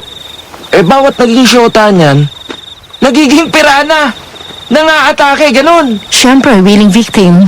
Bakit nga ba naman tatanggi kung palay na lumalapit sa manok? Oo, aaminin ko. Naging marupok ako. At ngayon, pagbabayaran ko lahat ng kalokohan ko. Pagkasabi ni Maki ng ganon, biglang may dinukot na kung ano sa bulsa niya si Sharon. Bumulong-bulong siya ng kung anong Latin. Tapos, idinikit niya yon sa pagmumukha ni Maki ng ilang sandali. Nakapanood naman kami ni Terry at naghintay ng susunod na mangyayari. Sharon? Ano yan? May nararamdaman ka bang kakaiba? Bumibilis ang tibok ng puso ko. Kayong sobrang magkalapit na tayo. Hindi yan ang tinatanong ko. Kakaiba. Naiirita ka ba? Gusto mo bang manakit? Nakakaramdam ka ba ng kakaibang uhaw? Mga ganun. Wala, maliban sa malapit na akong maduling, sinusundan yung galaw ng bulsikot na yan eh. Kung ganon, hindi ka nahawa ng pagkaaswang. Anong koneksyon yan? Naglalaman ng maliliit na drawstring pouch na ito ng kahoy na sinukuan. Itim na bawang, daon ng laurel at tanso. Mga bagay na kalaban ng aswang. Matalab ito kahit sa mga bagong yanggaw.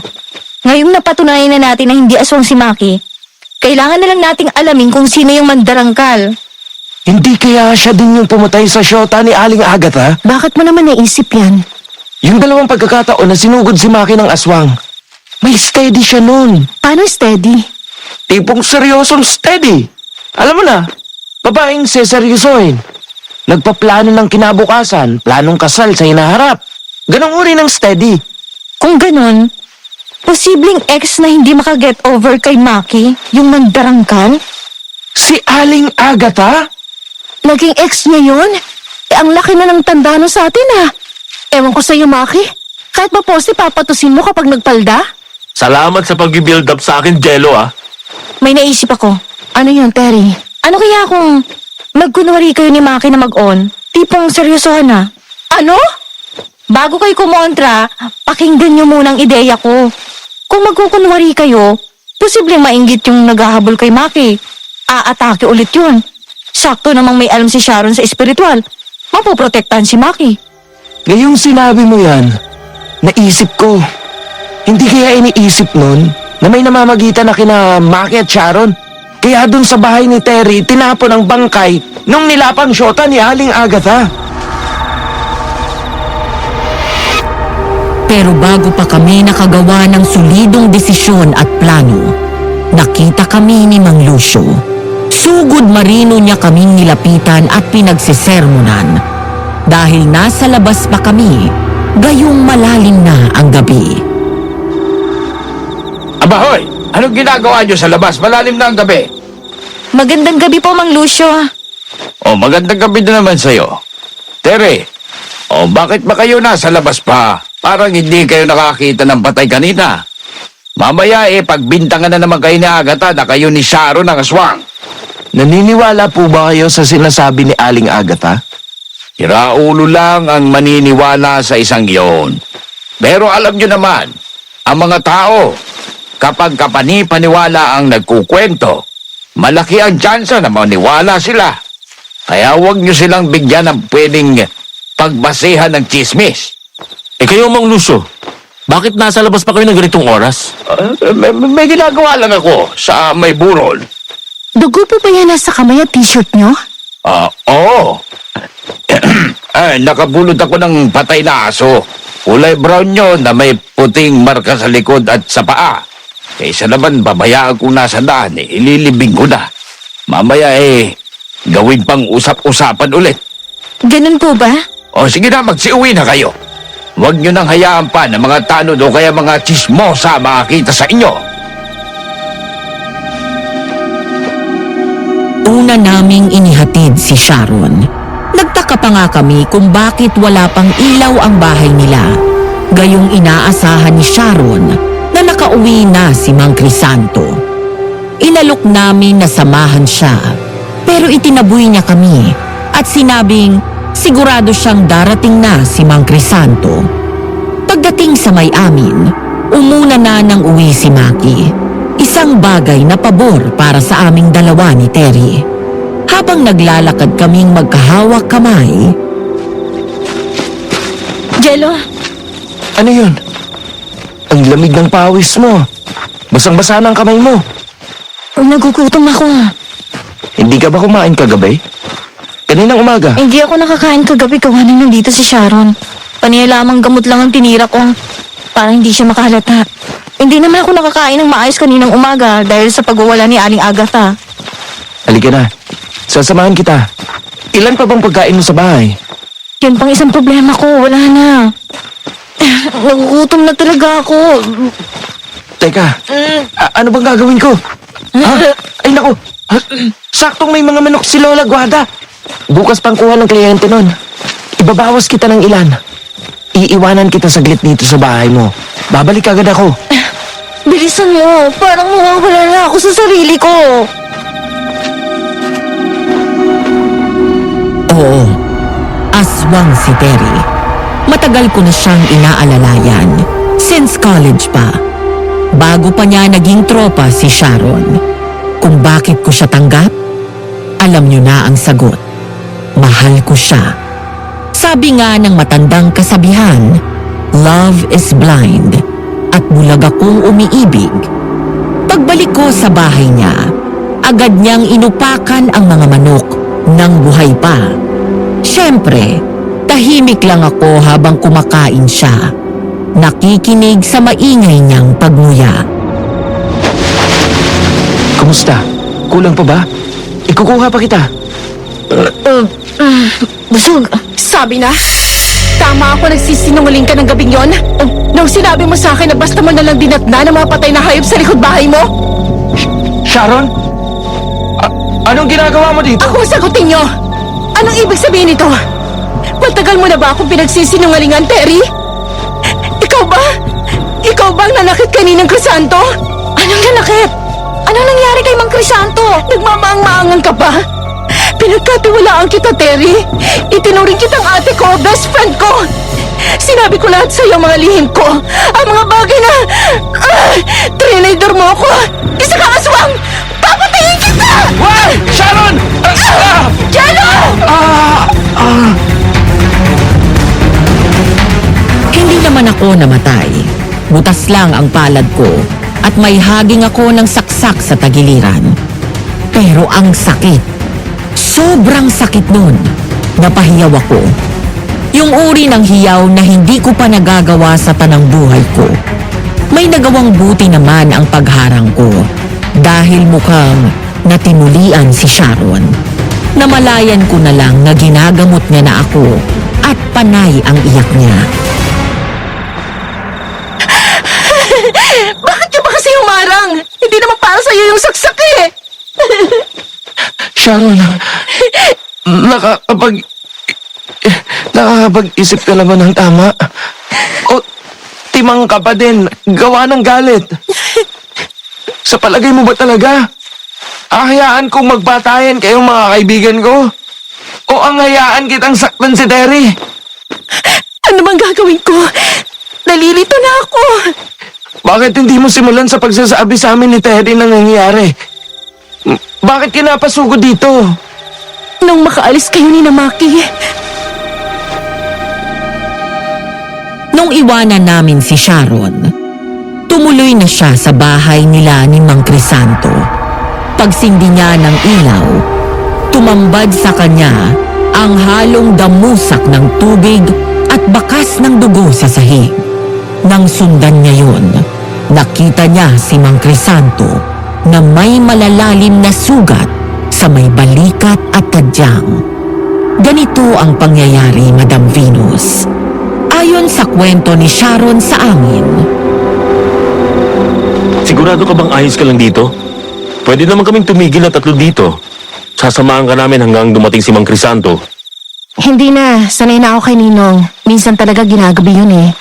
Pero pauwi na din yun. Mamaya lang may kasama na ako. Sabi mo yan ha. Baka nahihiya ka lang magpasama sa amin. Ay, hindi. Lakad na kayo. O sige, alis na kami. Bye, Sharon. Kita tayo bukas. Sige, bye. Ha? Kinabi na naman si Ninong. Ay! Bakit mabasa ang sahig? Teka. Dugo ba ito? Ha? Ninong?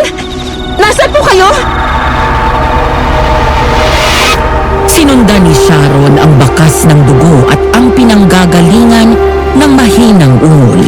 Natagpuan niya si Mang Crisanto na nakasandal sa labas ng banyo at duguan. May malaking kagat sa balikat at may malaking sugat sa tagiliran. Habol-habol ang hininga. Ninong! Ano pong nangyari? Sharon, inatake ako ng aswang. Ano? Paano po? Naghahatid ako ng order na libro ng mga Reyes.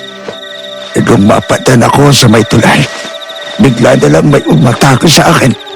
Sinungkapan ako ng kagat sa balikat at sinaksak ko ng kuko sa tagiliran. Nakita niyo po ba kung anong uri ng aswang? Hindi. Inatake ako mula sa likuran. Tapos itumulak ako sa batis. Teka, lalapatan ko na muna kayong paunang lunas. Matapos maiayos ni Sharon si Mang Crisanto, naglagay siya ng bawang at asin sa mga bintana. Pagkatapos ay umalis siya papunta sa amin ni Namaki. Pero inabutan niya akong patakas na lumalabas mula sa likod bahay. Kaya palihim niya akong sinundan at nasaksihan ang totoong pagkatao ni Terry. Sharon, alam ko mahirap tanggapin ang totoong pagkatao ni Terry. Lalo't isa kang tao ng espiritual. Isang mortal na kaaway ng mga aswang. Pero sana makita mo si Terry bilang siya, hindi bilang isang nilalang ng dilim. Pero nagsinungaling siya sa akin, Jello. Sa tagal ng pagkakaibigan namin na hindi man lang niya sinabi sa akin ang tunay niyang pagkatao. Hindi ba't pagsisinungaling yon? Iba ang sinungaling sa malihim. Isa pa, hindi sinabi sa akin ni Terry ang pagiging aswang niya. Aksidente ko siyang nabuko nung college kami. Ano? Kailan? Paano? Matapos ang gabing nakita ka namin sa may talahiban na may dalang pala. Nung sumunod na araw, nag-ihaw si Lola Guada ng tilapia. Pinadala niya si Terry. Doon ko nalaman. Katulad mo, dinatnan ko din siyang kumakain. Isa siyang sarot. Sharon, hindi ko gustong lokohin ka. Wala akong ganong intensyon. Hindi lang kasi ako nakakita ng dahilan o kaya'y pagkakataon para sabihin sa'yo. Bigla na lang ay humagulgol na niyakap ni Sharon si Terry. Para bang ipinaparamdam niya na ayos lang ang lahat sa kanya. Natanggap niya ang pagkaaswang ng kaibigan. Nangilid ang luha ko nung marinig ko ang sunod na sinabi ni Sharon. Patawarin mo ako, Terry. Kung pinagbintangan kita, kung may nasabi ako hindi maganda, alam ko mali ako. Pero si Ninong kasi, alam mo naman siya na lang ang nag-iisang tao na pamilya sa akin, di ba? Nauunawaan kita, Sharon. Kahit ako magiging ganun din ang reaksyon, masaya ako na napigilan ka namin. Kahit nasaktan si Jello. Ayos lang. Buhay pa naman ako. May tanong lang ako, Sharon. Ano yun? Hindi naman makalawang yung punyal na ipinansaksak mo, di ba? Hindi naman ako mamamatay sa tetano. Hindi. Huwag ka mag-alala. At Jello, Ano yun? pumapahig na ako sa mungkahi mo magkunwari kami ni Maki bilang seryosong magkatipan. Sukdang magkunwari pa kami magpapakasal. Mahuli ko lang ang hayop na aswang na nanakit kay Ninong Crisanto. At gano'n na nga po ang nangyari, Madam Venus. Kinabukasan, bandang tanghali, nagkita-kita kami sa isang kainan sa bayan. Sinabi namin kay Maki ang plano na pumayag si Sharon sa mungkahi ko na magkunwari sila na magsyota para magalit ang aswang na umaaligid sa kanya. Sa oras na sugurin siya noon, nandun kami para hulihin ang aswang at matapos na ang pagdurusa niya. Tuwang-tuwa naman ang loko. Oh, sige. Payag na payag ako. Kung gusto nyo, ngayon pa lang simulan na namin ni Sharon pagiging magsyota. Kunwari syota at hindi. Huwag mong gawing ura-urada. Dahil kung ako yung aswang na nakamanman sa'yo, hindi ako maniniwala. Anong plano nyo kung ganun? Manliligaw ka muna, syempre. Marunong ka pa naman, di ba? O nasanay ka nang ikaw ang nililigawan? Sira? Oo, syempre. Marunong pa akong manligaw, no? Simulan natin ang palabas bukas. Galingan mo, Maki. Papaniwalain mo ako na gusto mo talaga ako. Naging puspusan ang panliligaw ni Maki kay Sharon. Kami naman ni Terry ay mga kibitser na nakikisutsuwariwa sa palabas nila. Lumipas ang 2 buwan, kahit ang mga matatanda sa paligid namin ay napapansin na ang pagiging malapit ni Maki at Sharon. Kaya napagplanuhan namin na napapanahon ng maging opisyal silang magsyota. Talaga namang gumala pa tayo. Parang hindi tayo pagod sa pamamasyal natin kasama sina Terry at Sharon. Parang gusto kong magmuni-muni habang naglalakad. Nakakakaba eh. Bukas na ako sasagutin ni Sharon. Magiging magsyota na kami. Seryosong seryoso ka talaga sa kanya, no? Kapag natapos na ang lahat ng gulong to, aamin ulit ako na talagang may gusto ako sa kanya. Alam mo naman yun, di ba? Kahit nung lagi pa siyang nakaitim, maganda ng tingin ko sa kanya. Yun nga lang, ginalit mo siya. Kahit pa nagkapatawaran na kayo, hindi madaling malimutan yun. Kung ako si Sharon, baka minasagan kita ng muka. Kaya nga babawi ako eh. Tingnan mo, baka pati kayo ni Terry may in love sa akin. Sige lang, suportado kita. Huwag mo lang siyang paiiyakin. Tandaan mo, marunong mangulam si Mang Crisanto. Kahit palagi niyang sinasabi na, Kulorom ako! Pero tingin ko, pahambol lang yun eh. Mukhang may alam talaga siya at malakas ang hawak na gamit. Minsan naririnig ko sila ni Lola Guada na nag-uusap ng seryoso sa spiritual. May mga ibinibigay pa nga siyang payo kay Lola eh. Sabi nila, kadalasan, malihin yung totoo may alam. Bah, kita mo nga naman. Nakaikot na pala tayo. Tingnan mo, oh. Nasa may harap na tayo ng bahay ni Aling Agatha. Oo nga no, parang nakakamiss din si Aling Tinay. Dati niyang bahay yan eh. Naalala kong matandang yun. Kapag tagbungan ng bayabas, tinatawag tayo tapos pinapipitas lahat. Oo, atin na nga lahat ng bunga. May libre pang bigay na merienda. Ngayon wala na yung puno ng bayabas oh. Balita ko, pinabunod daw ni Aling Agatha kasi inuud daw ang bunga. Takot daw siya sa uod. Grabe naman. Para uod lang ng prutas yun. Ibang-iba siya kay Aling Tinay. Grabing iba. Sa tingin mo, ano kaya nangyari kay Aling Tinay? Bigla na lang siya hindi nagpakita, di ba? Tapos, kumalat na lang ang balita. Napa-abroad na siya. Kaya ibinenta na ang bahay. Baka buhay doon niya na. Oh, tingnan mo. Di ba si Mang Lucio yun? Oo nga. Mukhang siya naman ang bagong nilalambing ni Aling Agatha. Nai-imagine mo ba kung anong itsura niyong dalawa ni Aling Agatha noon? Tapos Agatha pang tawag mo sa kanya? Huwag mo na ipapaalala sa akin, Jello. Diyos ko naman. Hiyang-hiya na nga ako sa sarili ko. Tuwing maaalala kong ginawa kong yun. Ang liliit ako. Ewan ko ba? Nakakita ko sa kanya nung pagtamang mata namin sa unang pagkakataon. Naalala ko tuloy yung nagdala ako ng adobo kina Aling Agatha. Yung nakita natin siya na umuupak ng hilaw na atay. Huwag na natin pag-usapan yun. Nakakabaligtad ng sikmura eh. Saktong palampas kami sa bahay ni Aling Agatha nang makasalubong namin sila ni Mang Lucio na palabas ng gate. Inabutan pa namin na panay ang bilin ni Aling Agatha tungkol sa mga damit na ipinaaayos niya kay Mang Lucio. Paano, Lucio? Ingatan mo yung mga damit ko, ha?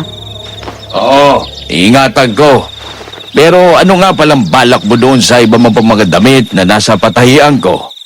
Medyo dumadami na. Matagal ko na ding tapos sa mga iyon. May utang pa ba ako sa mga paggawa ko sa'yo? Ay, wala naman. Ang sa akin lang, natatagalan na doon sa akin. Baka lumutong dahil hindi na nagagamit. Hayaan mo't kukunin ko ang mga yun sa isang linggo. Tayo na. Maki, baka mapansin pa tayo ng matrona. Oo nga. Alis na tayo. Kinabukasan, sinagot na ni Sharon si Maki. Saksi pa si Mang Crisanto na sa tuwa ay nagpamerienda ng turon. Nagkakasiyahan kami nang biglang dumating ang isang tauhan namin sa bigasan. Ipinapatawag kami ni Lola Guada. Yun lang ang sinabi. Nagtatakang sumunod na lang kami. Isinama namin si Sharon para opisyal na siyang ipakilala kay Lola Guada.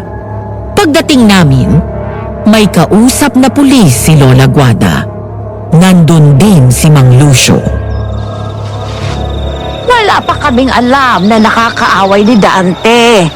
Mabait mong bata yun. Masipag at hindi napapaaway. Lola, bakit po may pulis? Ay, naku, Maki. Ilang araw lang hindi pumapasok si Dante. Itong umagay, natagpuan siya ni Lucio sa may ilog. Wala na siyang buhay at wakwak ang katawan. Nakakaawa siya. Diyos ko po, may suspect na po ba? Wala nga eh. Tumulong na nga ako sa pagtatanong sa mga tauhan ni Lola Guada. Lahat ng mga kasamahan niya dito sa bigasan, walang idea kung anong nangyari sa kanya. Pero sabi ni Mario, may dinidate daw na babae si Dante. Nakilala daw doon sa plaza. Uy, kilala niyo po ba kung sino? Hindi. Pero sabi ni Mario, ilang araw bago nawala si Dante, magkasama daw sila. May babaeng nakawig na pula daw ang sinamahan ni Dante. Wig na pula. Ano daw hong kulay ng damit? Ano nga bang kulay ang sabi ni Mario? Makintab-kintab na pilak. Ganon daw ang kulay. Ang Lucio, ayos lang po ba kayo? Namumutla kayo Nananakit ang tiyan ko eh. Maiwan ko muna kayo.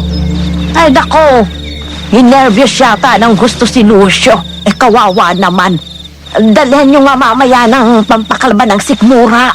Pwede naman po na ngayon na mukhang matindi ang tama ng nervyos niya eh. Ay, sige, tama nga yun. Ay, teka.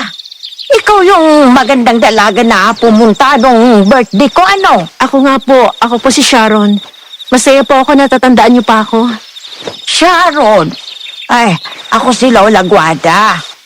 Oo, tanda kita. Mahirap na hindi matandaan ang batang maganda na kagaya mo.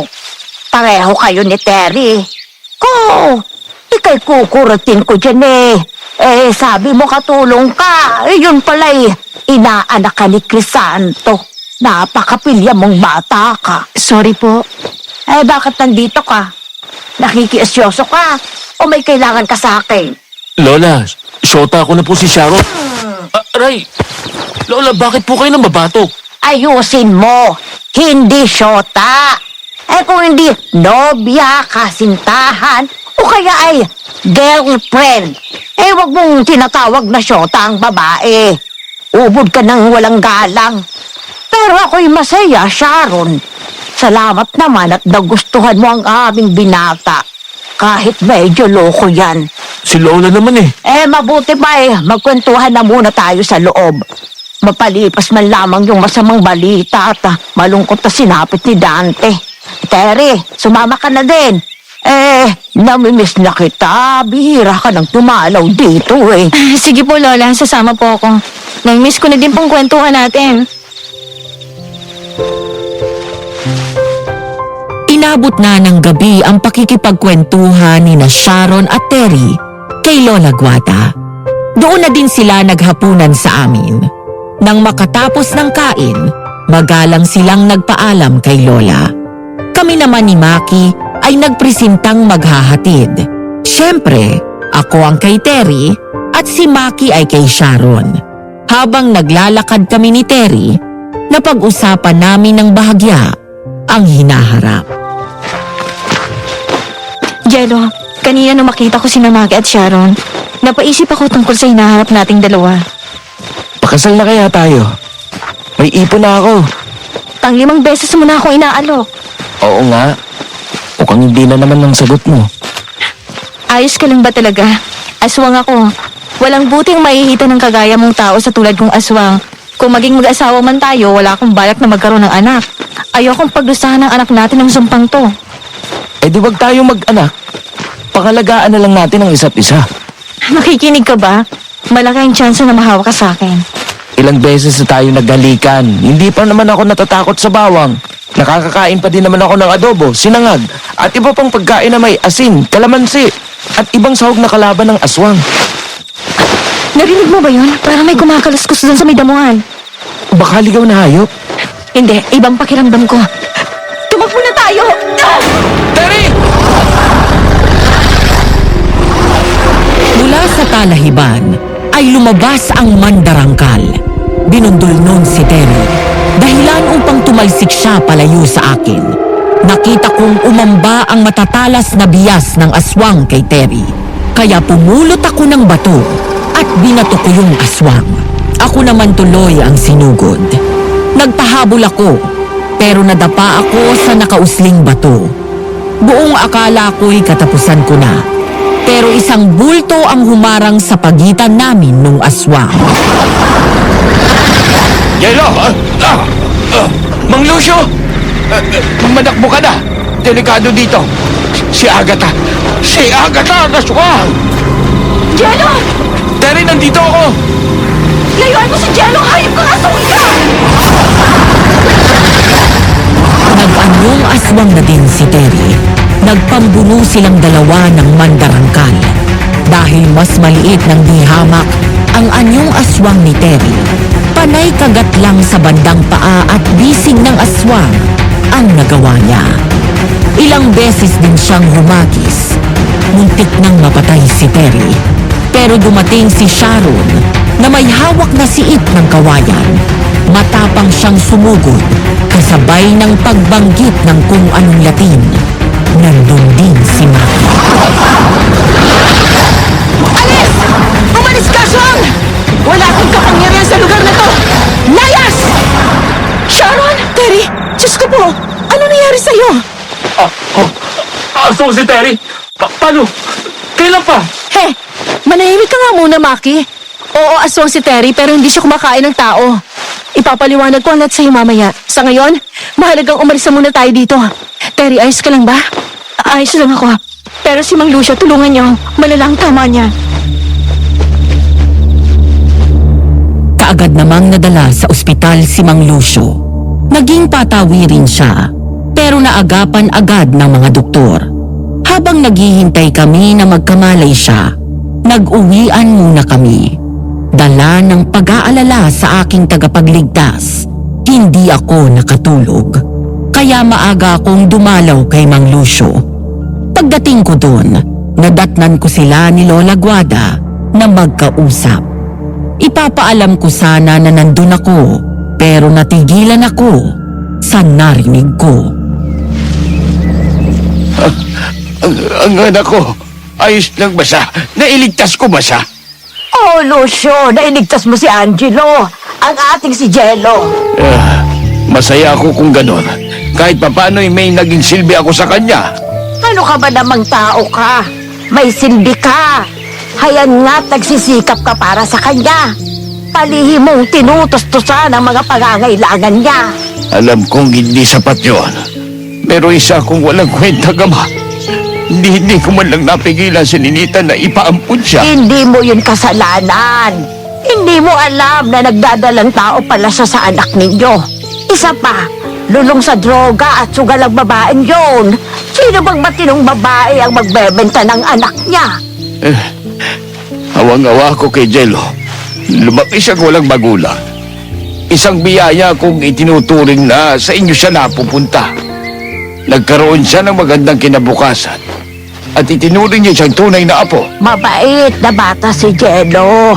Magpakilala ka na sa kanya. Alam ko, mauunawaan na yun. Tutulungan kitang magpaliwanag. Hindi ko na pinakinggan pa ang iba. Tahimik akong umalis at nagpakalma. Hindi ako galit sa aking ama.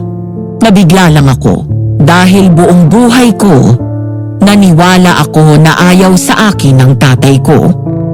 Yun pala ay nasa paligid lang siya, nakamasid. Tinutustusan ako. Pinili niyang sa iba ako lumaki para lang magkaroon ako ng magandang buhay. Sino ako para magalit sa kanya? Kaya naman, nung makalmante na ako,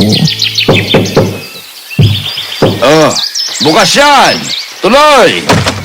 Uy! Gising na ang hero ko! Kumusta pong pakiramdam nyo? Mang Lucio? Eto, tinahe. Pero ligtas naman daw ako. Kumusta ka na, bata? Nagurnisan din pala yung mukha mo, ano? Medyo lang ho. kumpara naman sa pinsala ninyo. Simple lang ito. Siya nga po pala. Tungkol sa sinabi niyo kagabi. Oo. Si Agatha ang aswang. Siya ang mandarangkal. Pero, paano po kayo nakasigurado? May alam din po ba kayo sa espiritual tulad ni Sharon? Hindi. Pero nung marinig ko, ang pagsasalarawan nung boy ni Lola Gada sa babaeng nakasama nung Dante, kinutuman ako. Kaya agad kong tinignan isa-isa ang mga damit ni Agatha na nakatambak sa panahian ko. Ano pong nalaman ninyo? Akma sa sinabing piluka at damit ng babae. Ang piluka at damit na pag-aari ni Agatha. Hinubukan ko ding pasadaan sa tubig ang ilang madidilim na damit ni Agatha na ipinaayos sa akin. May natuyong dugo doon. Pero hindi po sapat na patunay yun. Baka naman nagkataong nadumihan lang. Yan din ang naiisip ko, kaya naman may ipapakisuyo sana ako sa'yo. Ano po? Hingin mo ang tulong ni Sharon. Pinapayagan ko kayong pasukin ang patahian ko. Sabihin mo sa kanya ang sinabi ko sa iyo. Ganun nga ang ginawa ko. Agad namang kumilos si Sharon. Sa tulong ni Terry, na siyang may hawak ng kopya ng susi ng shop ni Mang Lucio, pinasok namin ang naturang patahian. Inorasyonan ni Sharon ang mga damit at napatunayan naming tama nga si Mang Lucio. Si Aling Agatha ang aswang. Naging maliwanag na sa amin ang lahat. Kaya pala hinahangad ng mandarangkal si Maki. Si Aling Agatha pala ang aswang. At kung bakit siya kumakain ng hilaw natay, hindi kaya sa tao yun? Oy, makisiga, huwag kang susuka dito. Kita mong puro damit, oh. Lunukin mo pabalik yan. Ako naman yata ang masusuka sa sinabi mo, Terry. Nakakasuka na lunukin ang suka. Umayos nga kayo. Ngayong alam na natin ang totoo. Kailangan harapin natin si Aling Agatha. Pero paano? Nasaksihan natin kung gaano siya kalakas, diba? Kahit si Terry na isang aswang din ay walang nagawa. May mga pangontra ako nakahanda. Ang mabuti pa, bumalik na kaagad tayo sa amin para kunin ang mga yon. Dumidilim na din, oh. Matapos maisara ni Terry ang shop, lumakad na kami pabalik kina Sharon para kumuha ng mga gamit at para ipagbigay alam na din kay Mang Crisanto ang nalaman namin. Pero isang masamang pangyayari ang naganap. Sinugod kami ng aswang. Kailangan magmadali tayo. Mahirap kumilos kapag masyado na madilim. Ano sa palagay ninyo? Nakatunog na kaya yon? Ilang araw na din tayong paraot pa rito. Iniisip ko, baka may kutob na yun na alam na natin. Manahimik ka muna, Jello. Ha? Bakit? Sabi mo manahimik ka na muna eh. May nararamdaman ako. May sumusunod sa atin. Bilis, tumakbo na tayo. Pero nagsisimula pa lang kaming manakbo. Agad nang lumabas ang aswang. Puntirya na dagitin si Sharon. Agad nakatunog si Maki at itinulak si Sharon. Sa galit ng aswang, si Maki ang hinagip. Sharon, taba! Tutulong! Maki! Jello! Dari, habunin niyo, bilis! Huwag niyo hayaan madala si Maki! Maki! Huwag kang bibitaw! Bitawan mo siya, hayop ka! Pero malakas ang aswang. Nagawa nun na mahigit si Maki mula sa pagkakahawak namin. Nanlulumong napatigil na lang kami habang pinapakinggan ang papalayong sigaw ni Maki. Sharon! Nadala si Maki! Wala na! Magiging hapunan na ng aswang si Maki! Magiging hapunan talaga siya kapag hindi tayo kumilos. Kaya tama na ang pagtulala nyo. Kunin na natin agad ang mga pangontra sa aswang at iligtas natin si Maki! Kalkulado ang bawat galaw ni Sharon. Tukoy din niya ang mga bagay na dapat naming dalhin. Kaya naman mabilis kaming nakapaghanda. At ilang minuto lang ay pasugod na kami sa bahay ni Aling Agatha. Ang mga susunod pong pangyayari, Madam Venus, ay base sa naging kwento sa amin ni Maki. Nasaan ako? Butit nagising ka na, Maki. Nandito ka sa kwarto ko at nakahiga ka sa kama ko. Ibang klase ka din, ano? Nahimatay ka sa kahihiyaw. Ikaw? Ikaw ang aswang? Anong maiita mo sa ginagawa mo sa akin? Bakit ako nakagapos? Pakawalan mo ako! Bakit? Natural para hindi ka makatakas. Mahihita? Ano pa? Eh di pagkain. Wala kang konsensya! At wala kang puso. Matapos mo akong lapitan, suyuin, basta mo na lang ako iiwanan. Anong gusto mong gawin ko? Ang manatili sa piling mo? Gayong kumakain ka ng tao? Ah, ganun. Nawalan ka ng amor sa akin dahil nangangain ako ng tao. Hipokrito! Kahit ipinakalat kong balitang aswang si Sharon, ang tropa mong si Terry, patuloy mo pa din silang sinasamahan. Kung ganun, ikaw ang nagpapakalat ng chismis. Walang hiya ka! Oo! Walang hiya talaga ako. Dahil ginalik mo ko. Inagaw ka nila sa akin. Walang hiya ako dahil aswang ako. Lumala pa ako ng tao. Hayop ka! Hindi na ako magtataka kung pati si Aling Tinay, nilapa mong hayop ka! Si Tinay? Gunggong! Hindi ako lumalapan ng babae. Hindi ko tipo ang pumpyang. Hayaan mo! Ipakikita ko sa'yo kung paano ko nilapa sina Dante, Carding at iba pa. Pagkatapos noon ay nag-anyong mandarangkal si Aling Agatha. Gamit ang matatalas na biyas niya, sinira niya ang damit ni Maki hanggang sa maging hubot-hubad na siya. Kinubabawan siya ng mandarangkal at nag-umpisang gumalaw-galaw sa malaswang paraan. Nung akmang pupuntiryahin na ng aswang ang kabahagi ni Maki, dun kami sumugot. Ubod lakas kong tinadyakan ang pinto habang panabay namang pumasok si Sharon at Terry. Terry! Inagos yun na ni Jero ang lambat na gawa sa bagay na may mga tao nagdayap at bayabas! Ngayon na! Kahit anong pagpupumigas mo sa lambat na yan, di ka makakatakas! Sumuko ka na, Agatha! At tanggapin mo na iyong kapalaran! Magbabayad ka sa iyong mga kasalanan! Jello! Tulong! Pakitakbon mo naman ako! Teka! Hetong kumot! Pantakip sa kaugnan mo! Dahil sa lambat na inihagis namin, kusang nahulog sa lapag ang nagpupumiglas na aswang. Dahilan upang matambad sa aming tatlo ang kahubadan ni Maki.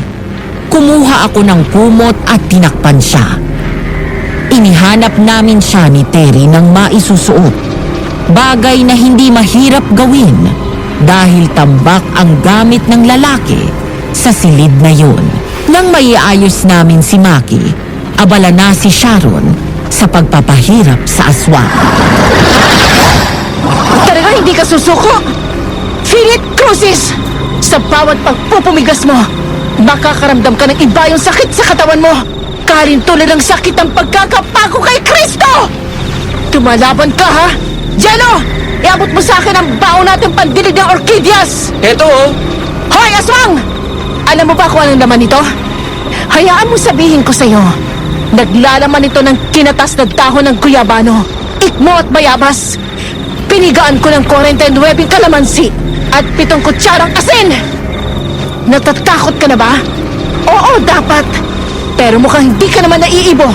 Kaya hayaan mo siritan kita nito.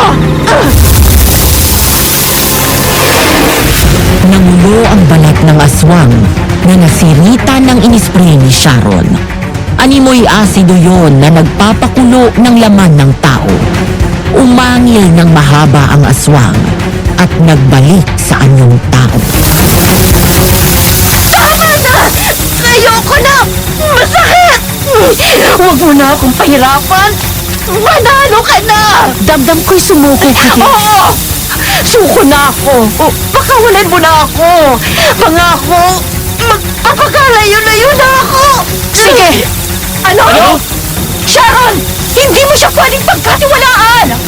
Oo nga! Tatraidorin ka niyan! Gusto ko lang maging patas. Lahat naman ng tao may karapatang mabigyan ng pangalawang pagkakataon. Palayaan niyo na siya sa lambat! Pero sadyang walang pag-asa si Aling Agatha dahil nung palayain namin siya mula sa lambat, agad niyang sinugod si Sharon. Pero nakahanda pala si Sharon dahil parang samurai master na ginilitan niya ng liig si Aling Agatha. Gaga! Uto-uto! Ngayon, lalapain ko kayong lahat! Uunahan kitang impakal ka! Bali ka! Ikaw ang tapos ngayon. Mawawala ng salot na kagaya mo. Bumalik ka na sa impyernong pinanggalingan mo! Natapos ang kawalang hiyaan ng mandarangkal na si Aling Agatha. Tapos na din ang pagkukunwaring magkatipan ni Maki at Sharon. Pero para sa ating binatang isinumpa ng aswang, hindi pa tapos ang kabanata nila ng dalagang katulong sa bookstore ng kanyang ninong. Matapos ang isang linggo, dumayo si Maki sa bookstore. Nagtapat siya ng pag-ibig kay Sharon. Mahal kita, Sharon. Gusto kong gawin nating totohanan. Nang seryoso ang relasyon natin. Sinasabi mo lang yan dahil sa sumpang ginawa ko sa'yo. Walang kinalaman ng ganon sa nararamdaman ko para sa'yo. Kahit pa ipakita ko to sa'yo? Pagkasabi nun, inilabas ni Sharon ang isang kahon ng sapatos na naglalaman ng manikang lalaki. Sa dibdib nun ay may aspile, kung saan nakakabit ang mga hibla ng buhok ni Maki. Pinapalaya na kita makisig sa kamalasan mo sa babae, sa pagkabagot mo sa pag-ibig, at sa sumpang binitawan ko nung gabing yon. Malaya ka na.